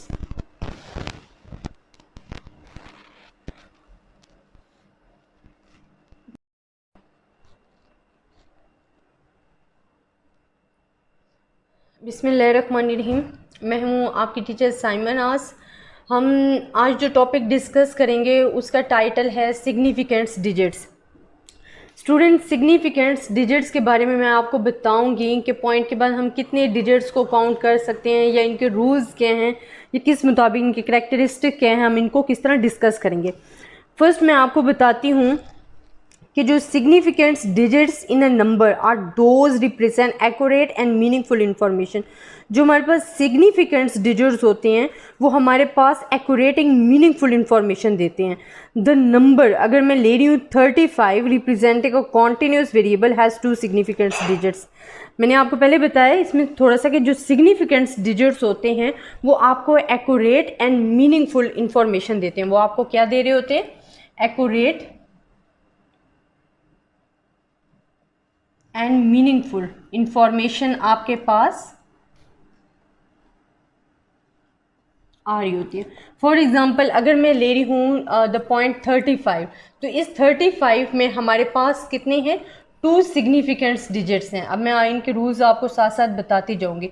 इसमें कितने हैं, 2 सिग्निफिकेंट्स डिजिट्स आ रहे हैं 35। तो सिग्निफिकेंट्स डिजिट्स को मेन यूज़ करने का मकसद ही यही है कि ये हमें बहुत ज़्यादा एक्यूरेट और मीनिंगफुल रिजल्ट देते हैं। क्योंकि इससे पिछले टॉपिक में हमने एरर्स ऑफ मेजरमेंट पढ़ा था, और उसमें भी हमने यही पढ़ रहे थे कि अगर एक स्टूडेंट्स की अगर हम वेट 60 काउंट कर रहे हैं तो हो सकता है वो 60 हो ही ना, वो या तो 59.5 हो या 60.5 हो। तो वो जो डिफरेंस होते हैं ना वो सिग्निफिकेंट्स डिजिट्स के ज़रिए है बहुत अच्छी तरह एक्यूरेट और मीनिंगफुल जो है वो हम कंक्लूड कर सकते हैं। अब इसका जो पहला पॉइंट है, हम कहते हैं कि 0 are सिग्निफिकेंट्स if they follow a decimal point and conclude a number. For example, the measurement 2.500 has 4 significant digits. हमारा पहला रूल्स जो है वो हम कहते हैं कि अगर हमारे पास रिजल्ट है 2.500, अगर हमारे पास 0 यहाँ आ रहे हैं विद सिग्निफिकेंट लास्ट में, तो इसमें हम कहते हैं कि हमारे पास कितने सिग्निफिकेंट्स डिजिट्स हैं। हम इसको कंक्लूड करें कि हमारे पास 4 सिग्निफिकेंट्स डिजिट्स हैं। कितने हैं, 4, 1 2 3 4। तो ये हमारे पास पहला रूल आ जाता है। सेकंड में अगर हम कहते हैं कि 0 are non significants when they follow a decimal point but commence a number. For example the measurement, अगर हम कहते हैं कि सिग्निफिकेंट डिजिट में 0.04 आ जाता है, या हम सेकेंड एग्जाम्पल ले लेते हैं कि 0.00237, तो अब हम इसमें क्या कहते हैं कि कितने सिग्निफिकेंट डिजिट हैं। यहाँ जो 0 थे वो इस लास्ट में आ रहे थे इस पॉइंट से पहले, तो इसको हम कहते हैं कि 4 सिग्निफिकेंट डिजिट्स है जिनमें हम 0 इंक्लूड कर रहे थे। बट यहाँ अगर ये इस साइड पे पहले आ जाते हैं, राइट साइड पे अगर लेफ्ट साइड पे आ रहे हैं, तो इसमें हम कहते हैं कि इसमें सिर्फ 1 सिग्निफिकेंट डिजिट्स है और इसमें 3 सिग्निफिकेंट्स। तो ये रूल भी है एक तरह का कि पहले में फर्स्ट सिग्निफिकेंट्स डिजिट्स है और सेकंड में हमारे पास कितने हैं, 3 सिग्निफिकेंट्स डिजिट्स हैं। देन नेक्स्ट हम थर्ड में कहते हैं कि zeros are always significants when occur with a series of significants. कि अगर हम कहते हैं कि 0 मिड में ले रहे हैं, फॉर एग्जांपल अगर मैं ले रही हूँ 20.3, ठीक है, 20.3 ले रही हूँ, और अगर मैं ले रही हूँ कि 1.001, तो फिर हमारे पास क्या होगा कि इसके सिग्निफिकेंट्स डिजिट्स जो हैं वो भी 3 सिग्निफिकेंट्स डिजिट्स हैं, और इसमें कितने हैं 1 2 3 4, तो इसमें क्या है 4 सिग्निफिकेंट्स डिजिट्स इंक्लूड हो रहे हैं। अगेन मैं आपको बता रही हूँ कि सिग्निफिकेंट्स डिजिट्स में हम किस चीज़ को इंक्लूड करें। अगर ये एक तो एक्यूरेट और मीनिंगफुल हमें इंफॉर्मेशन देता है। फॉर एग्जांपल अगर मैंने 35 लिया है तो इसमें मेरे पास कितने सिग्निफिकेंट्स डिजिट्स हैं, 3 और 5, 2 सिग्निफिकेंट्स डिजिट्स हैं। इसी तरह अगर मेरे पास 0 लास्ट में राइट साइड पे आएंगे तो हम इसको इंक्लूड करेंगे इन सिग्निफिकेंट डिजिट्स में। तो ये क्या आ जाएगा, 2.500 जो मैंने एग्जांपल दिए, इसमें हमारे पास 4 सिग्निफिकेंट डिजिट्स हैं। अगर यही 0 मेरे पास राइट साइड पे नहीं आ रहे बल्कि लेफ्ट साइड पे आ रहे हैं और विद डेसिमल पॉइंट के बाद आ रहे हैं तो इसको हम सिग्निफिकेंट डिजिट्स में काउंट नहीं करेंगे। जिस तरह कि मैंने आपको एग्जांपल दी कि 0.04, तो इसमें सिर्फ हमारे पास एक सिग्निफिकेंट डिजिट्स है। और अगर इधर आ रहा है कि 0.000237 तो इसमें हमारे पास 3 सिग्निफिकेंट्स डिजिट्स हैं। अगर यही 0 आपके पास मिड में आ रहा है, वो बेशक पॉइंट से पहले हो या पॉइंट के बाद हो, तो वो आपका जो है सिग्निफिकेंट्स डिजिट्स में इंक्लूड हो रहा है। जिस तरह 20.3 जो है वो 3 सिग्निफिकेंट्स डिजिट रखता है, 1.001 जो है वो 4 सिग्निफिकेंट्स डिजिट्स रखता है।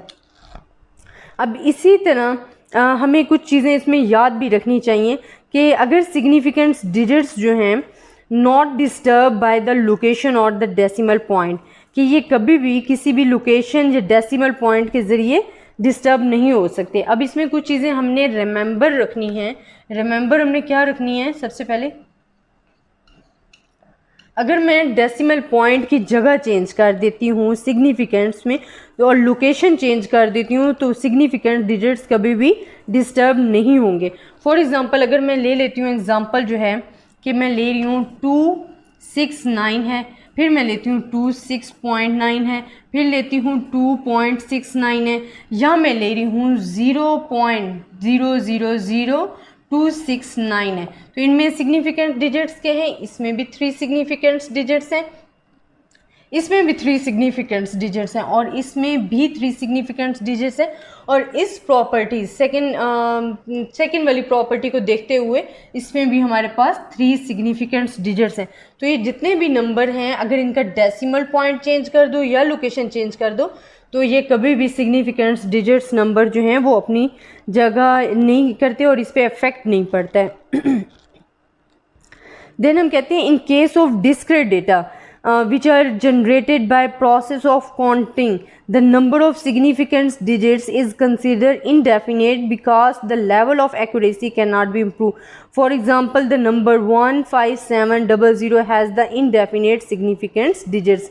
ये discrete data के बारे में बताया गया। discrete और continuous data को हम explain पहले कर चुके हैं कि discrete data क्या हमारे पास होता है जिसमें हमारे पास फिनाइट नंबर होते हैं, इनफिनाइट नंबर नहीं होते, और कॉन्टीन्यूस डेटा हमारे पास क्या होता है जिसमें इनफिनाइट नंबर होते हैं।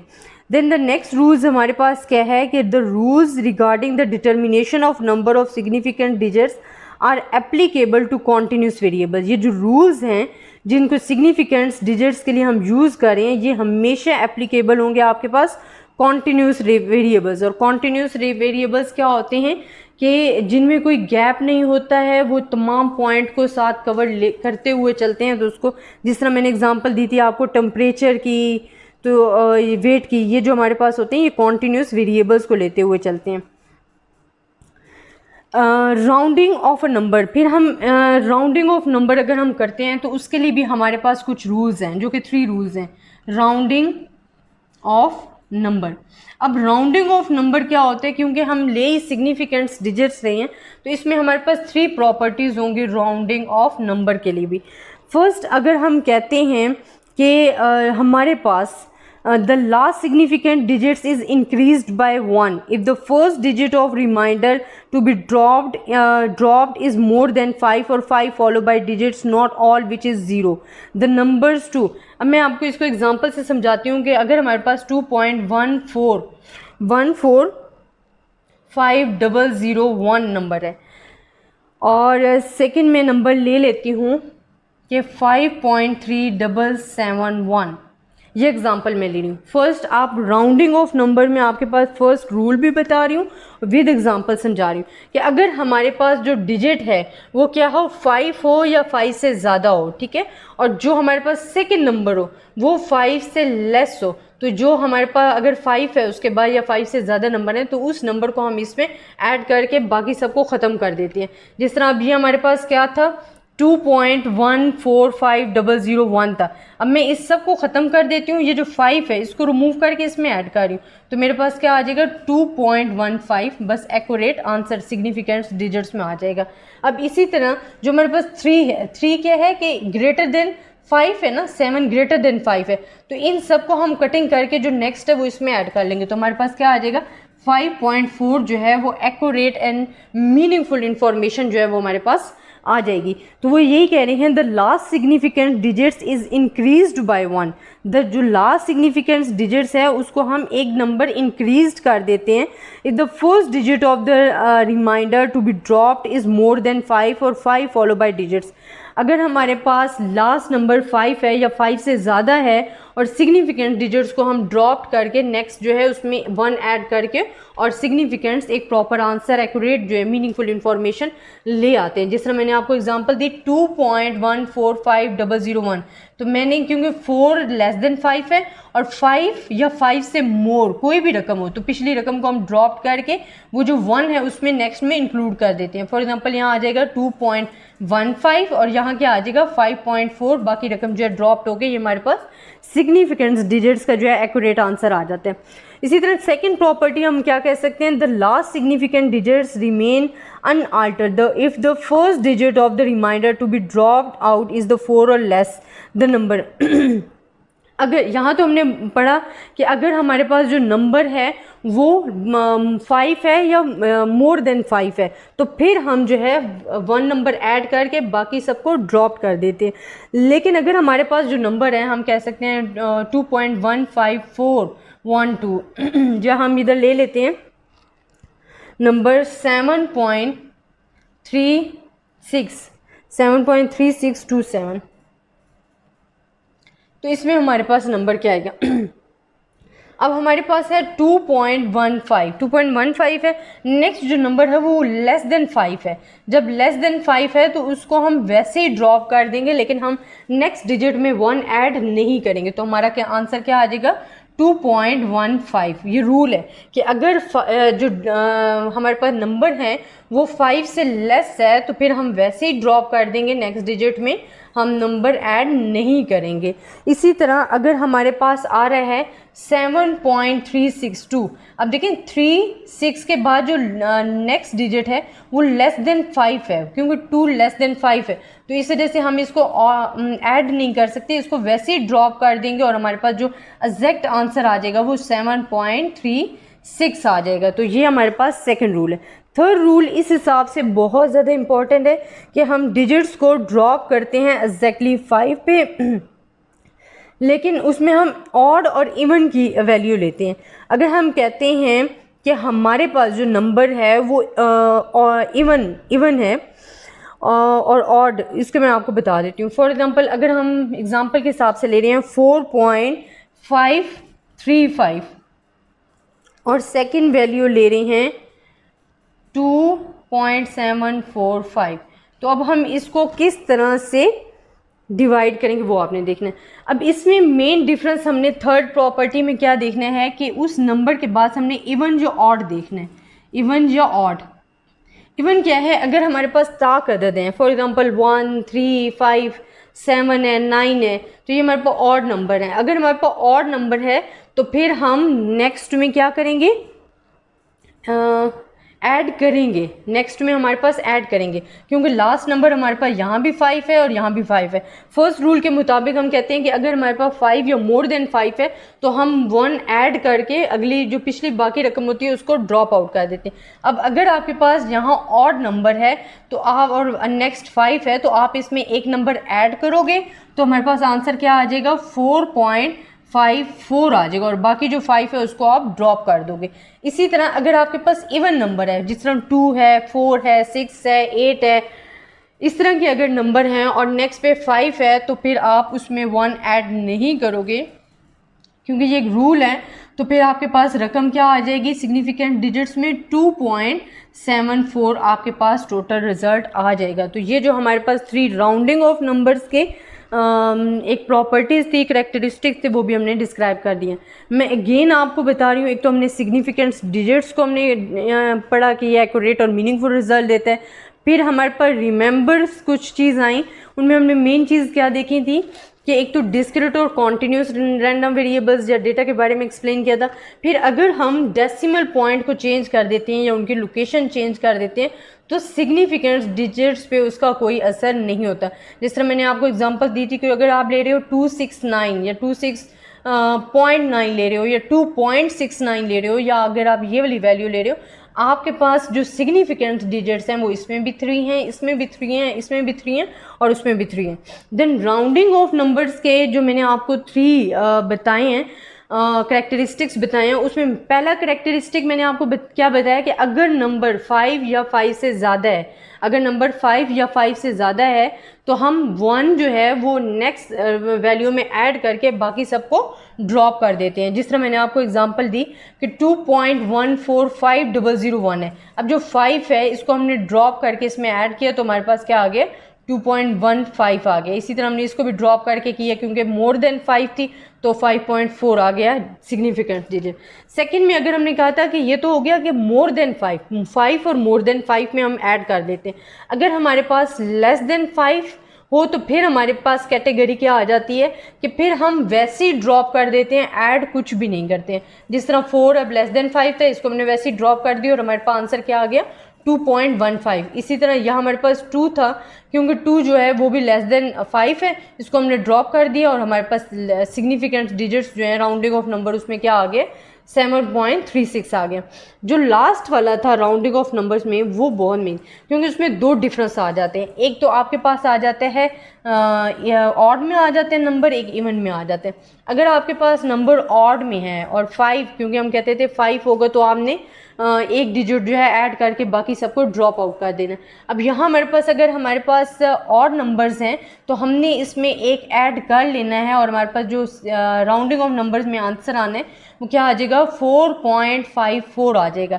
इसी तरह अगर नंबर इवन है तो फिर आप ऐड नहीं करोगे, फिर आप 5 को वैसे ही ड्रॉप कर दोगे और आपके पास आंसर जो आ जाएगा वो 2.74 आ जाएगा। स्टूडेंट ये आज हमारा टॉपिक था सिग्निफिकेंस डिजिट्स। कल इंशाल्लाह हम कलेक्शन ऑफ डेटा के बारे में पढ़ेंगे और प्राइमरी और सेकेंडरी डेटा को भी ब्रीफली एक्सप्लेन करेंगे। आप मुझे कमेंट्स ज़रूर देना, अगर कोई प्रॉब्लम होती है उसके बारे में भी बताना। इंशाल्लाह आपको मेरा टॉपिक पसंद आया होगा। नेक्स्ट टॉपिक के लिए इंशाल्लाह कल डिस्कस करेंगे। अल्लाह हाफ़िज़।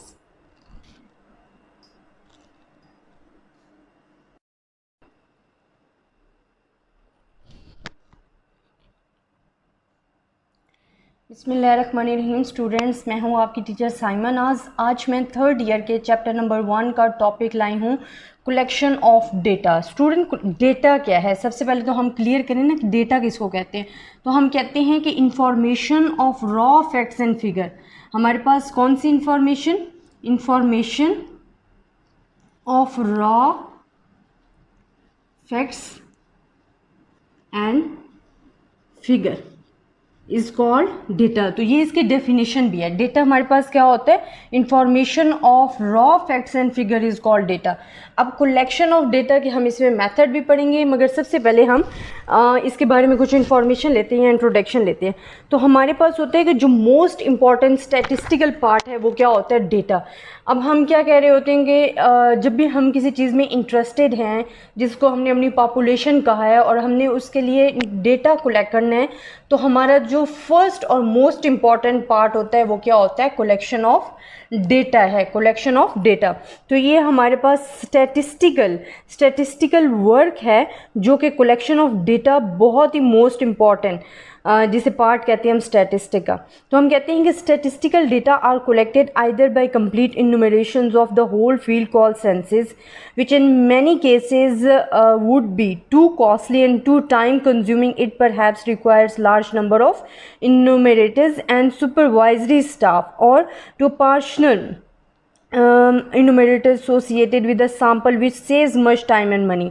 अब हम क्या कहते हैं कि जो हमारे पास कलेक्शन ऑफ डेटा है, जब हमने उसे कलेक्ट करना है, अगर तो हमारे पास एरिया जो है, अगर हमारे पास एरिया जो है वो टू मच वास्ट है, बहुत ज़्यादा वसी है, बहुत बड़ा है, जो हमारी पॉपुलेशन है उस एरिया की, जो जिस चीज़ में हम इंटरेस्टेड हैं, मैंने आपको पॉपुलेशन का पहले भी बता दिया था कि द पार्ट ऑफ पॉपुलेशन क्या होती है कि जिस चीज़ में हम इंटरेस्टेड होते हैं उसको हम क्या कहते होते हैं, पॉपुलेशन कहते हैं।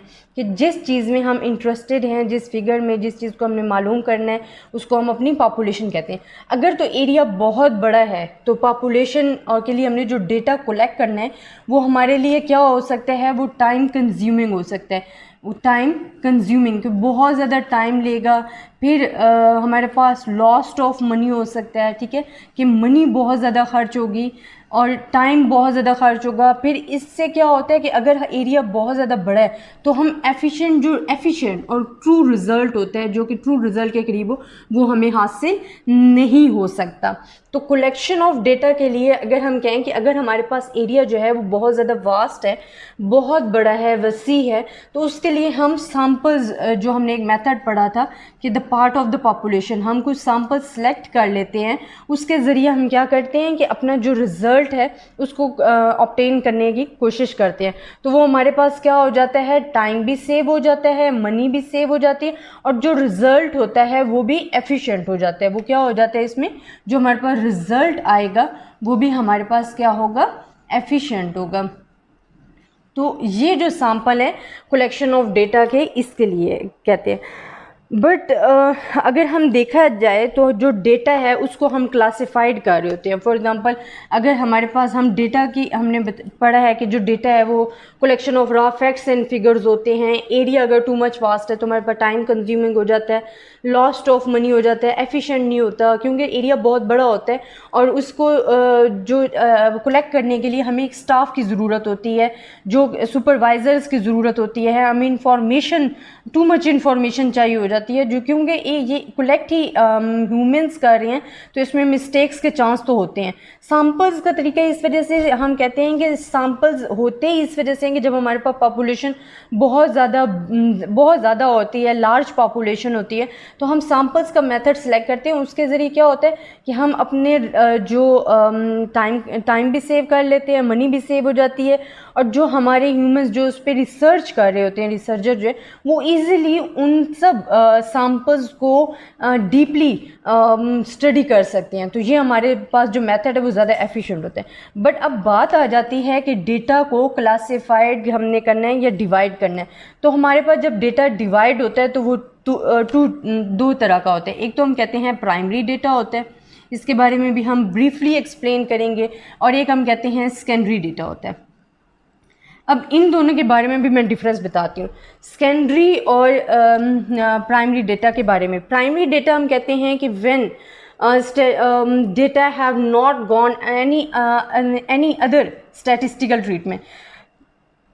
इसकी डेफिनेशन भी ये है, have not gone any statistical treatment.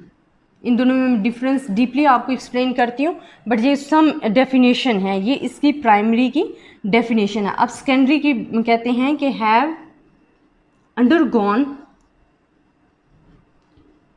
Statistical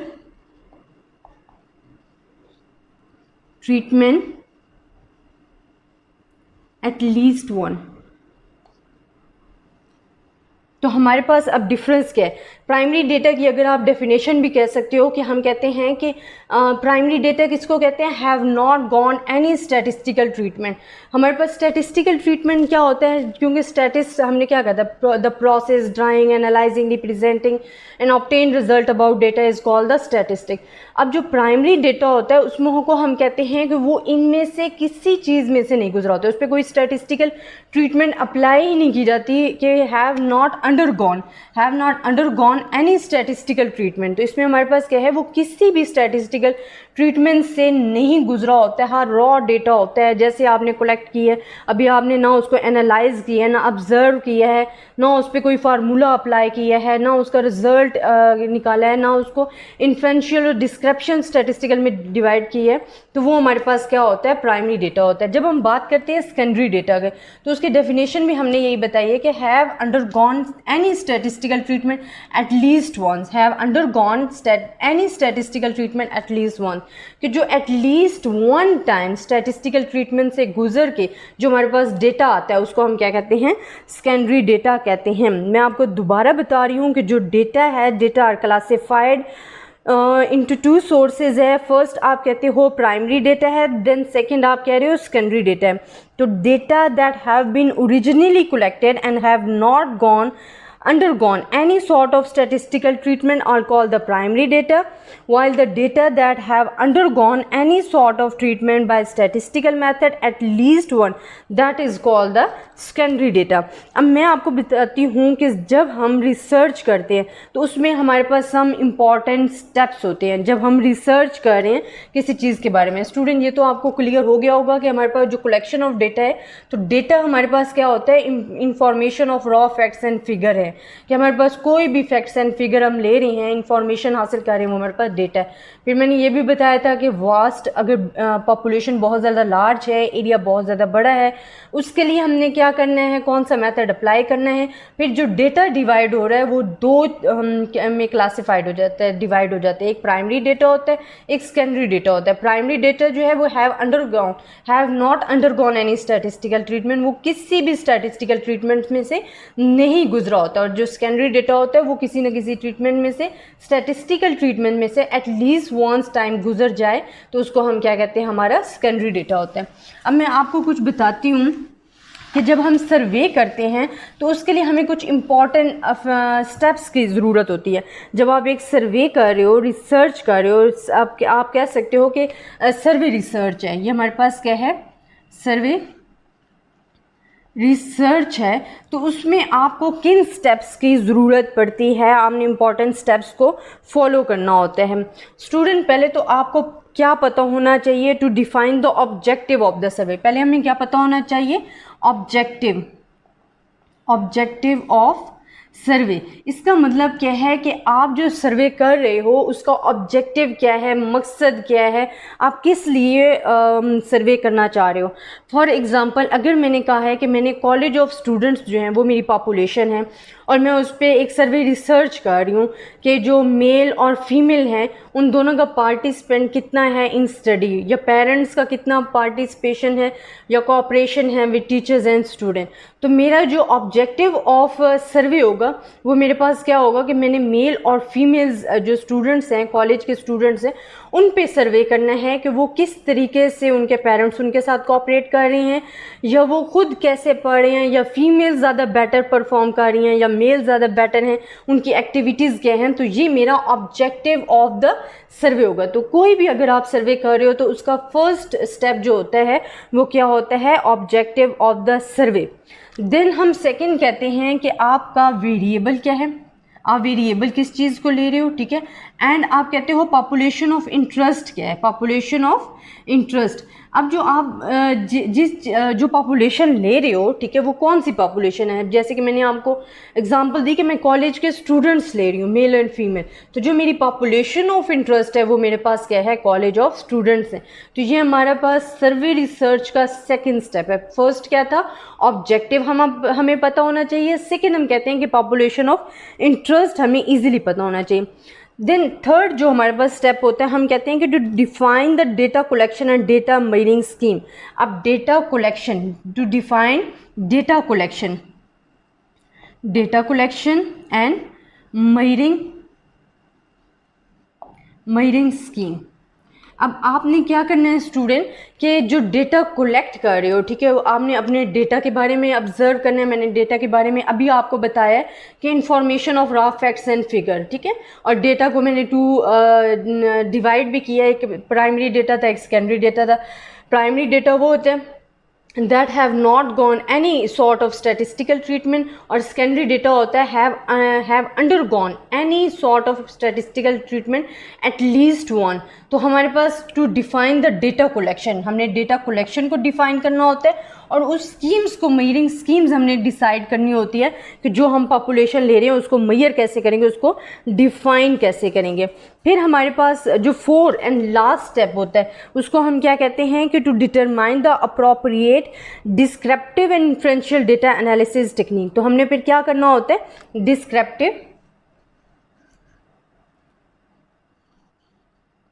descriptive and inferential statistical scheme. फिर हमने क्या बताना होता है कि डिस्क्रिप्टिव या इन्फ्रेंशियल स्टैटिस्टिकल, अगर हम टेक्निक्स या स्कीम, आप टेक्निक्स का वर्ड यूज़ करो तो ज़्यादा बेहतर है, कि स्टैटिस्टिकल टेक्निक्स हमने यूज़ करनी होती हैं इसके बारे में। अब हमारे पास क्या होता है, मैंने आपको इससे पिछले टॉपिक्स में बता चुकी हूँ डीपली कि डिस्क्रिप्टिव स्टैटिस्टिक क्या होता है और इन्फ्रेंशियल स्टैटिस्टिक। अब इन दो टेक्निक्स पे से ये आपके डेटा पे डिपेंड करता है कि आप क्या चीज़ एक्सप्लेन, क्योंकि डिस्क्रिप्टिव जो स्टैटिस्टिकल टेक्निक्स होती है वो होती यही है कि हम डेटा को समराइज़ कर रहे होते हैं, उसको एक्सप्लेन कर रहे होते हैं और ब्रीफली डिस्क्राइब्ड कर रहे होते हैं। तो वो हमारे पास क्या होता है, डिस्क्रिप्टिव स्टैटिस्टिकल है। वो हम बायोग्राफिकली करते हैं, डायाग्राम्स के ज़रिए करते हैं, या फार्मूलाज अप्लाई करके करते हैं। जो इन्फ्रेंशियल स्टैटिस्टिक होते हैं उसमें हम क्या करते हैं, टेस्ट ऑफ हाइपोथेसिस करते हैं, कि हम अपने पिछले क्राइटेरिया पे अपने जो नेक्स्ट परफॉर्मेंस है उसको जो एक्सप्लेन करते हैं। तो ये हमारे पास क्या आ जाता है, descriptive and inferential statistical techniques जो है हमारा 4 स्टेप्स आ जाता है। अब ये अगेन बता रही हूँ कि जो सर्वे रिसर्च होता है उसमें हमने 4 ऑब्जेक्टिव्स को अपने सामने रखना होता है। फर्स्ट हम क्या कहते हैं कि एक तो हमें ऑब्जेक्टिव ऑफ सर्वे पता हो, हमें पर्पस ऑफ सर्वे पता हो कि हमने हमारा पर्पस क्या है, एम क्या है, हम क्यों ये सर्वे कर रहे हैं। सेकंड, हमें वेरिएबल और पॉपुलेशन ऑफ इंटरेस्ट जो है हमारी वो क्लियर होनी चाहिए। थर्ड, हमारे पास स्टेप क्या था कि हमें डेटा कलेक्शन पता होना चाहिए एंड मेजरिंग स्कीम कि हमने उसे कैसे मेजर करना है, उसको कैसे एनालाइज करना है, प्रेजेंट करना है। थर्ड पे कि वो डिस्क्रिप्टिव एंड इन्फ्रेंशियल टेक्निक्स पे से हम देखते हैं कि हमारे डेटा पे कौन सी टेक्निक्स जो है वो ज़्यादा सूटेबल है। ये आई होप आपको मेरी वीडियो पसंद आई होगी। आप मेरे यूट्यूब चैनल को सब्सक्राइब कर सकते हैं, नाज अकेडमी को, और इंशाल्लाह मैं आपके लिए और भी इंफॉर्मेटिव वीडियोस लाऊंगी। इंशाल्लाह जो हमारे पास कल टॉपिक होगा वो होगा कलेक्शन ऑफ प्राइमरी डेटा, जिस पे सर्वे रिसर्च में आपको डीपली एक्सप्लेन करूँगी विद एग्जाम्पल। इंशाल्लाह उम्मीद है आपको मेरी वीडियो पसंद आई होगी।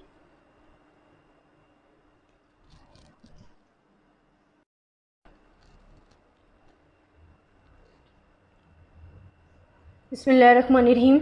मैं हूं आपकी टीचर साइमन नाज। स्टूडेंट, आज हम पढ़ेंगे collection of primary data survey research के बारे में। कलेक्शन ऑफ प्राइमरी, क्योंकि कल हमने कहा था डेटा जो है वो रॉ फैक्ट्स एंड फिगर हैं, और हमने उनको क्लासिफाइड किया था एक तो प्राइमरी डेटा में, दूसरा सेकेंडरी डेटा में। तो प्राइमरी डेटा हम कहते हैं कि ऐसा डेटा है जो किसी भी स्टैटिस्टिकल ट्रीटमेंट में से नहीं गुजरा होता है, have not undergone any sort of statistical treatment is called the primary data, and have not undergone any sort of treatment is called a primary data. और सेकेंडरी डेटा हमारे पास क्या था कि have undergone any sort of statistical treatment at least one, कि कम से कम एक बार अगर स्टैटिस्टिकल ट्रीटमेंट से हमारे पास डेटा गुजरा है तो वो हमारे पास सेकेंडरी डेटा है। अब इसके हम सर्वे रिसर्च पढ़ेंगे, तो इसके जो ये टॉपिक भी मोस्ट इम्पॉर्टेंट है कि हम कहते हैं one of the more of the following methods are employed to collect primary data. First हम कहते हैं कि जो फर्स्ट मेथड है उसको हम कहते हैं direct personal investigation. Direct personal investigation. Student, इस मेथड में जो प्राइमरी डेटा, इस मेथड में हम, क्योंकि नाम से ही पता चल रहा है कि डायरेक्ट पर्सनल इन्वेस्टिगेशन है, कि हम उस बंदे से पर्सनली जो है वो इंफॉर्मेशन कलेक्ट करता है इन्वेस्टिगेटर, उससे इंटरव्यूज़ लेता है और इंफॉर्मेशन कलेक्ट करता है। लेकिन ये जो मेथड है ना, ये बहुत ज़्यादा टाइम कंज्यूम है, क्योंकि एक एक पर्सन से आप इंफॉर्मेशन ले रहे हो, उसको उसके बारे में पूछना, इंफॉर्मेशन को फुलफिल करना, डिस्क्राइब करना।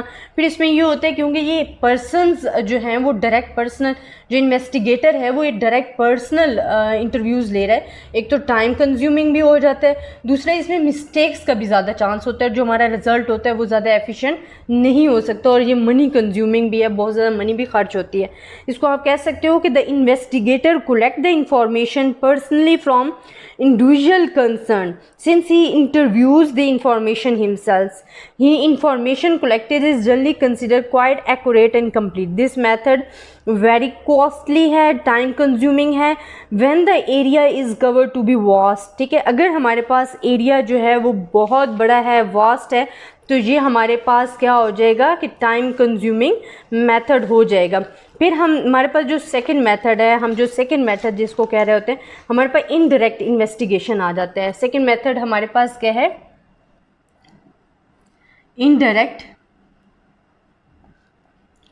इन्वेस्टिगेशन। स्टूडेंट, ये भी नाम से ही पता चल रहा है कि क्या है कि हमने डायरेक्ट इन्वेस्टिगेशन नहीं कर रहे बल्कि इनडायरेक्ट इन्वेस्टिगेशन कर रहे हैं। ये हम क्या करते हैं कि ये जो हमारा सोर्स है, हम थर्ड पार्टी को इन्वॉल्व करते हैं और फिर इनडायरेक्टली जिस चीज़ के बारे में हमें इंफॉर्मेशन लेनी होती है हम उससे इंफॉर्मेशन लेते हैं। लेकिन इसमें भी क्या होता है कि आपके पास हो सकता है जो ये मेथड यूज़ क्यों हो सकता है कि डायरेक्ट पर्सनल अगर आप जाके किसी से पूछेंगे तो हो सकता है वो किसी रीज़न की वजह से आपको सही आंसर ना दे सके, वो सही आपको इन्फॉर्मेशन ना दे, तो आप इनडायरेक्टली इन्वेस्टिगेशन मेथड यूज़ करते हो कि किसी थर्ड पार्टी से जाके इन्वेस्टिगेटर अपने जो ऑब्जेक्टिव है उसके बारे में इंफॉर्मेशन लेता है और डेटा कलेक्ट करता है। लेकिन ये मेथड भी आप कह सकते हो कि इसमें भी क्योंकि ह्यूमंस इन्वॉल्व हो रहे हैं तो जो मिस्टेक्स है उसका चांस रहता है। अब इसको आप एक्सप्लेन कैसे करोगे कि sometimes the direct sources do not exist.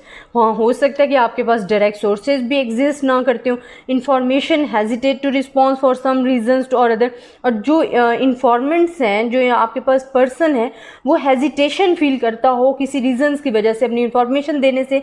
Third party और witness having information are interviewed, तो जो थर्ड पार्टी होती है वो उसके बारे में इंटरव्यू देती है। As some of the informants are likely as deliberately give wrong information, so this method is sometimes have the personal bias हो जाता है कि हो सकता है थर्ड पार्टी आप को सही तरह से ना दे पा रही हो इंफॉर्मेशन, तो आपके पास जो है बाइस, जो कि हमने पढ़ा था कि एरर जो है वो आ सकता है आपकी रिज़ल्ट में। फिर हमारे पास क्या हो जाता है, जो थर्ड मेथड है कलेक्शन थ्रू क्वेश्चनेयर, और ये कहते हैं कि सबसे सॉलिड मेथड है अगर देखा जाए, कलेक्शन थ्रू क्वेश्चनेयर। अब स्टूडेंट इसमें हमारे पास क्या आ जाता है, क्वेश्चनेयर।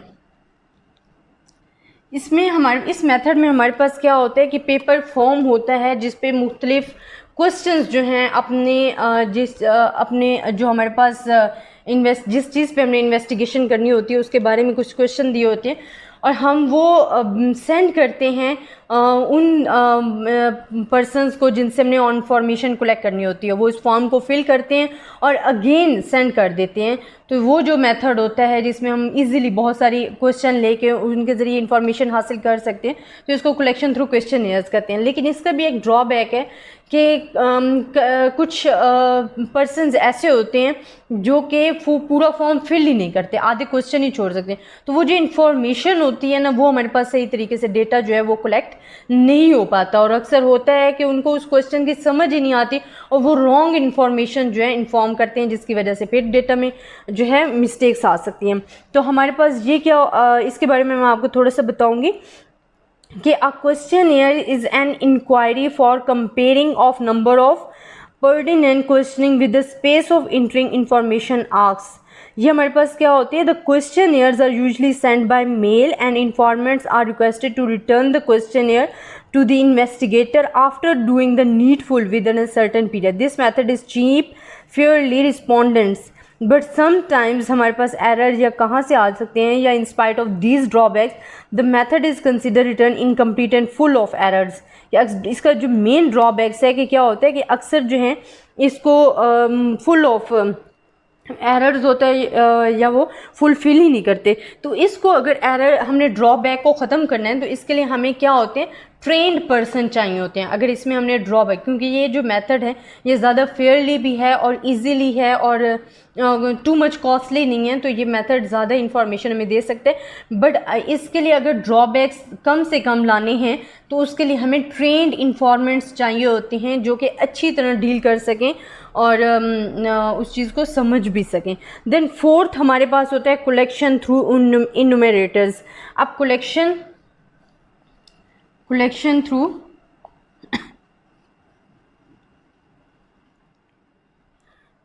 अगर हम कह रहे हैं कलेक्शन थ्रू इन्यूमरेटर्स, अब इसमें क्या होता है, इसमें हमारे पास जो होते हैं ट्रेंड पर्सन होते हैं।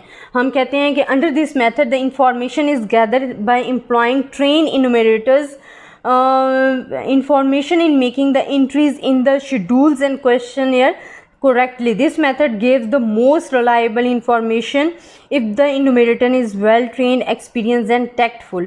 अब हमारे पास क्या होता है कि अगर हम कहते हैं कि हम मेथड यूज़ करें कलेक्शन थ्रू इन्यूमरेटर्स, तो इसमें जो हमारे पास इन्यूमरेटर होता है वो वेल ट्रेंड अगर हो तो हमारे पास जो इंफॉर्मेशन है वो टू मच एफिशिएंट आ सकती है, कि वो बहुत ज़्यादा अच्छी इंफॉर्मेशन हमें फ्रॉम कर सकता है अगर वो वेल ट्रेंड है।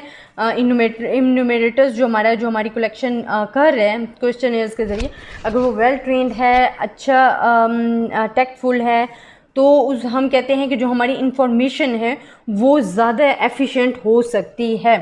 देन जो फिफ्थ हमारे पास होता है कलेक्शन थ्रू लोकल सोर्सेज। अब हम कहते हैं कलेक्शन